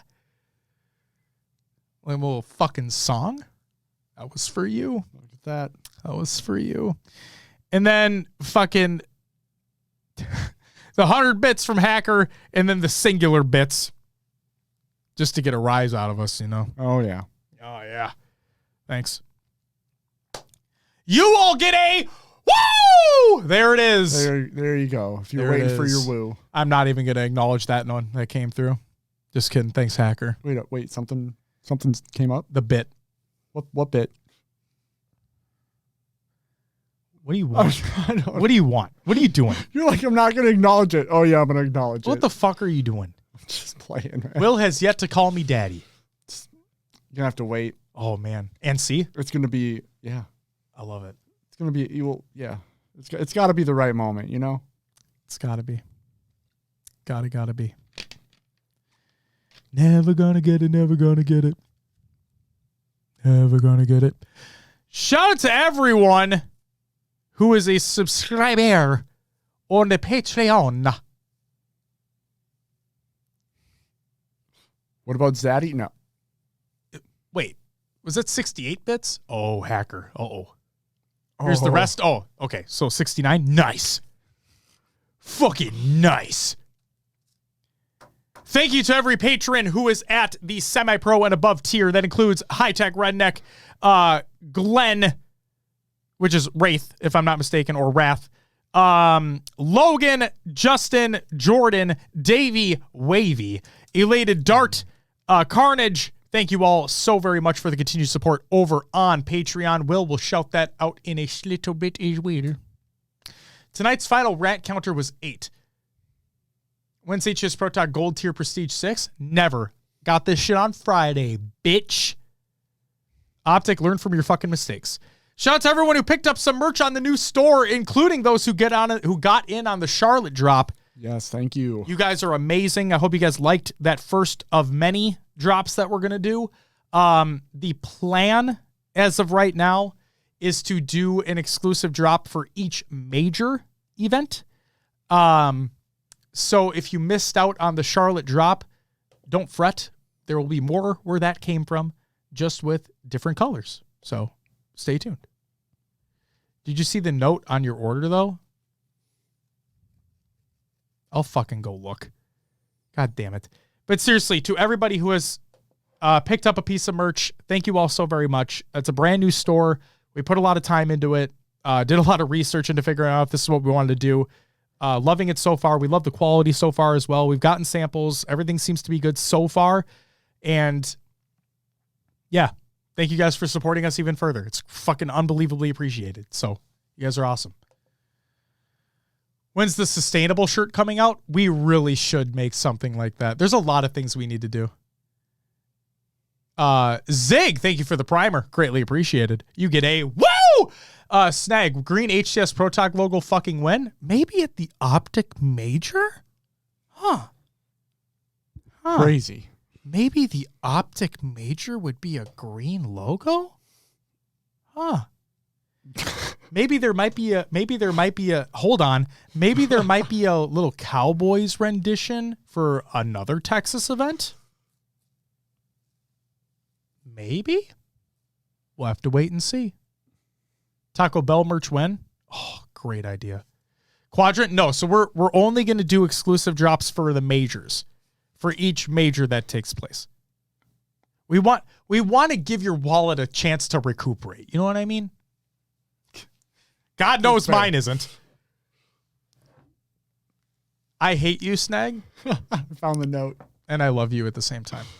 But yeah. I do agree that Taco Bell merch would be unbelievably fucking amazing. Like if we did our logo in a rendition of like a styling of the Taco Bell logo. How cool would that be? Do they have trademark on that logo style? The Taco Bell? Yeah. I assume they do. Probably. Obviously not the colors, so we could do something like that. But like, I just think it would be. I mean, funny enough, you're wearing the Taco Bell shirt. The Taco Bell shirt. You know today. what's funny? I have that in my closet too. Yeah. Yeah, I do. Worth going to jail for? I don't know about that, but no, I'm guaranteed they don't have copyright over the colors in said logo. So we could do a rendition of ours with said colors, or we could get funky. We can get funky with it. I like the idea. Actually, no, I love the idea. Congratulations to Oath on joining G1 as a content creator. That's fucking rad. Greatly deserved. She's a great person. So shout out to her. Happy belated 6-year anniversary to Halo Wars 2. And they released the trailer song, as a matter of fact. And that song is awesome. That song is many, many, many, many years old. And they never released it. So now they did. And it's great. And then happy belated birthday to Elamite and Hines as well. Happy belated birthday to you, gents. Hope the birthday was great. And, that's that. Community creations. Halo memes every day. Reddit.com/r/Halo memes. Navi Halo on qualifying to the kickoff major by Navi. Go check out that video. Judgment Day Ascension HCS Worlds Seattle 22 by G1. And then the first of many HCS Charlotte photo albums. This one by Reese Martinez. So not Snag. His Snag's name is also Reese. But not him. It's not you, so fuck off. Yeah. That's all I got. Will, if you wouldn't mind plugging the show. As Josh mentioned, we have a Patreon. We're doing some extra content over there, extra audio show, video show, and some other things as well. So if you want to support us even further than what we're already doing for the live show, check out our Patreon. Lots of good things over there. And as always, you can find us on your favorite podcast services. Just search for HCS Pro Talk. We're on iTunes, Podbean, Stitcher, Spotify, and others as well, like Josh's favorite. Pocket Cast, not an ad. Leave us a review and let others know about the show. We do have a Discord. Join the community discussion. Link is provided in the Google Doc of the show notes of the show, or ! Discord and chat, or on our link tree on Twitter. Speaking of Twitter, we have some social media sites. Twitter, Instagram, Facebook. Twitter's obviously main communication, but the other ones as well if you're looking for some updates. Ronan, no, he does not. Don't get me fucking. Oh, no. Do not. Let's not go down that road. Stop it. If you want to check any VODs out, our interview series is all over on YouTube, youtube.com/HCS Pro Talk. If you're listening and want to watch us live, we're on twitch.tv/HCS Pro Talk, usually Mondays at 7 p.m. Central Time. Yes, we are. Speaking about, I should move this up to the social medias, but we have a TikTok, put 2 videos up, and that's been about it, like a year ago? Things might be coming to TikTok. And if you go to hcsprotalk.com, it'll actually bring you somewhere else now. It'll bring you over to evolvedhalo.com. Your home for Halo. Be sure to check out the fine folks over at Podcast Evolved. They have great shows such as Podcast Evolved, Mission Debrief, Halo TV Plus, Book Club, Builds with Blocks, Halo Headlines, and Halo Gear Guide. And Forge Findings, I think, is their new show that they're calling it. Interesting. Okay. Yes. Evolved. Yes, exactly. Go check out Podcast Evolve. Great people, great content. Definitely worth a look. Foxspot, thank you for the follow. Greatly appreciated. And there's Colonel that you asked before about the P.O. Box. We don't, but hit us up in the DMs and we'll see what we'll talk. We'll see what we can do, yeah. Yeah, we'll talk. Awesome. Is that it? That's all I got, Josh. All right. Well, 3 hours deep. Yeah. I talked a lot. I apologize. And I ranted a lot. Again, I apologize. Ladies and gentlemen, that's going to do it for episode 276 of HCS Pro Talk. Thank you very much for tuning in live if you are here. Thank you for checking out the audio version of the show on your favorite podcast service, or checking out the VOD on YouTube if that's what you like. Are we gonna host up tonight? Yes, we'll host up. We're going to go raid Spartan, as a matter of fact. Yes, we are going to raid up Spartan. So, Swole Daddy, don't be an asshole. All right? God damn it. I think he's already banned. Okay. So, yeah, ladies and gentlemen, thank you so much for taking the time out of your busy schedule to come hang out with us and talk about Halo. We love it. You love it. We're all here about it. And we'll be back next week to talk about God fucking knows what. But we love you. We'll see you then. And until then, oh, thanks for over 1,000 followers on Twitch, by the way. That's really fucking cool, too. Thank you. You guys are amazing. We'll see you next week. Until then.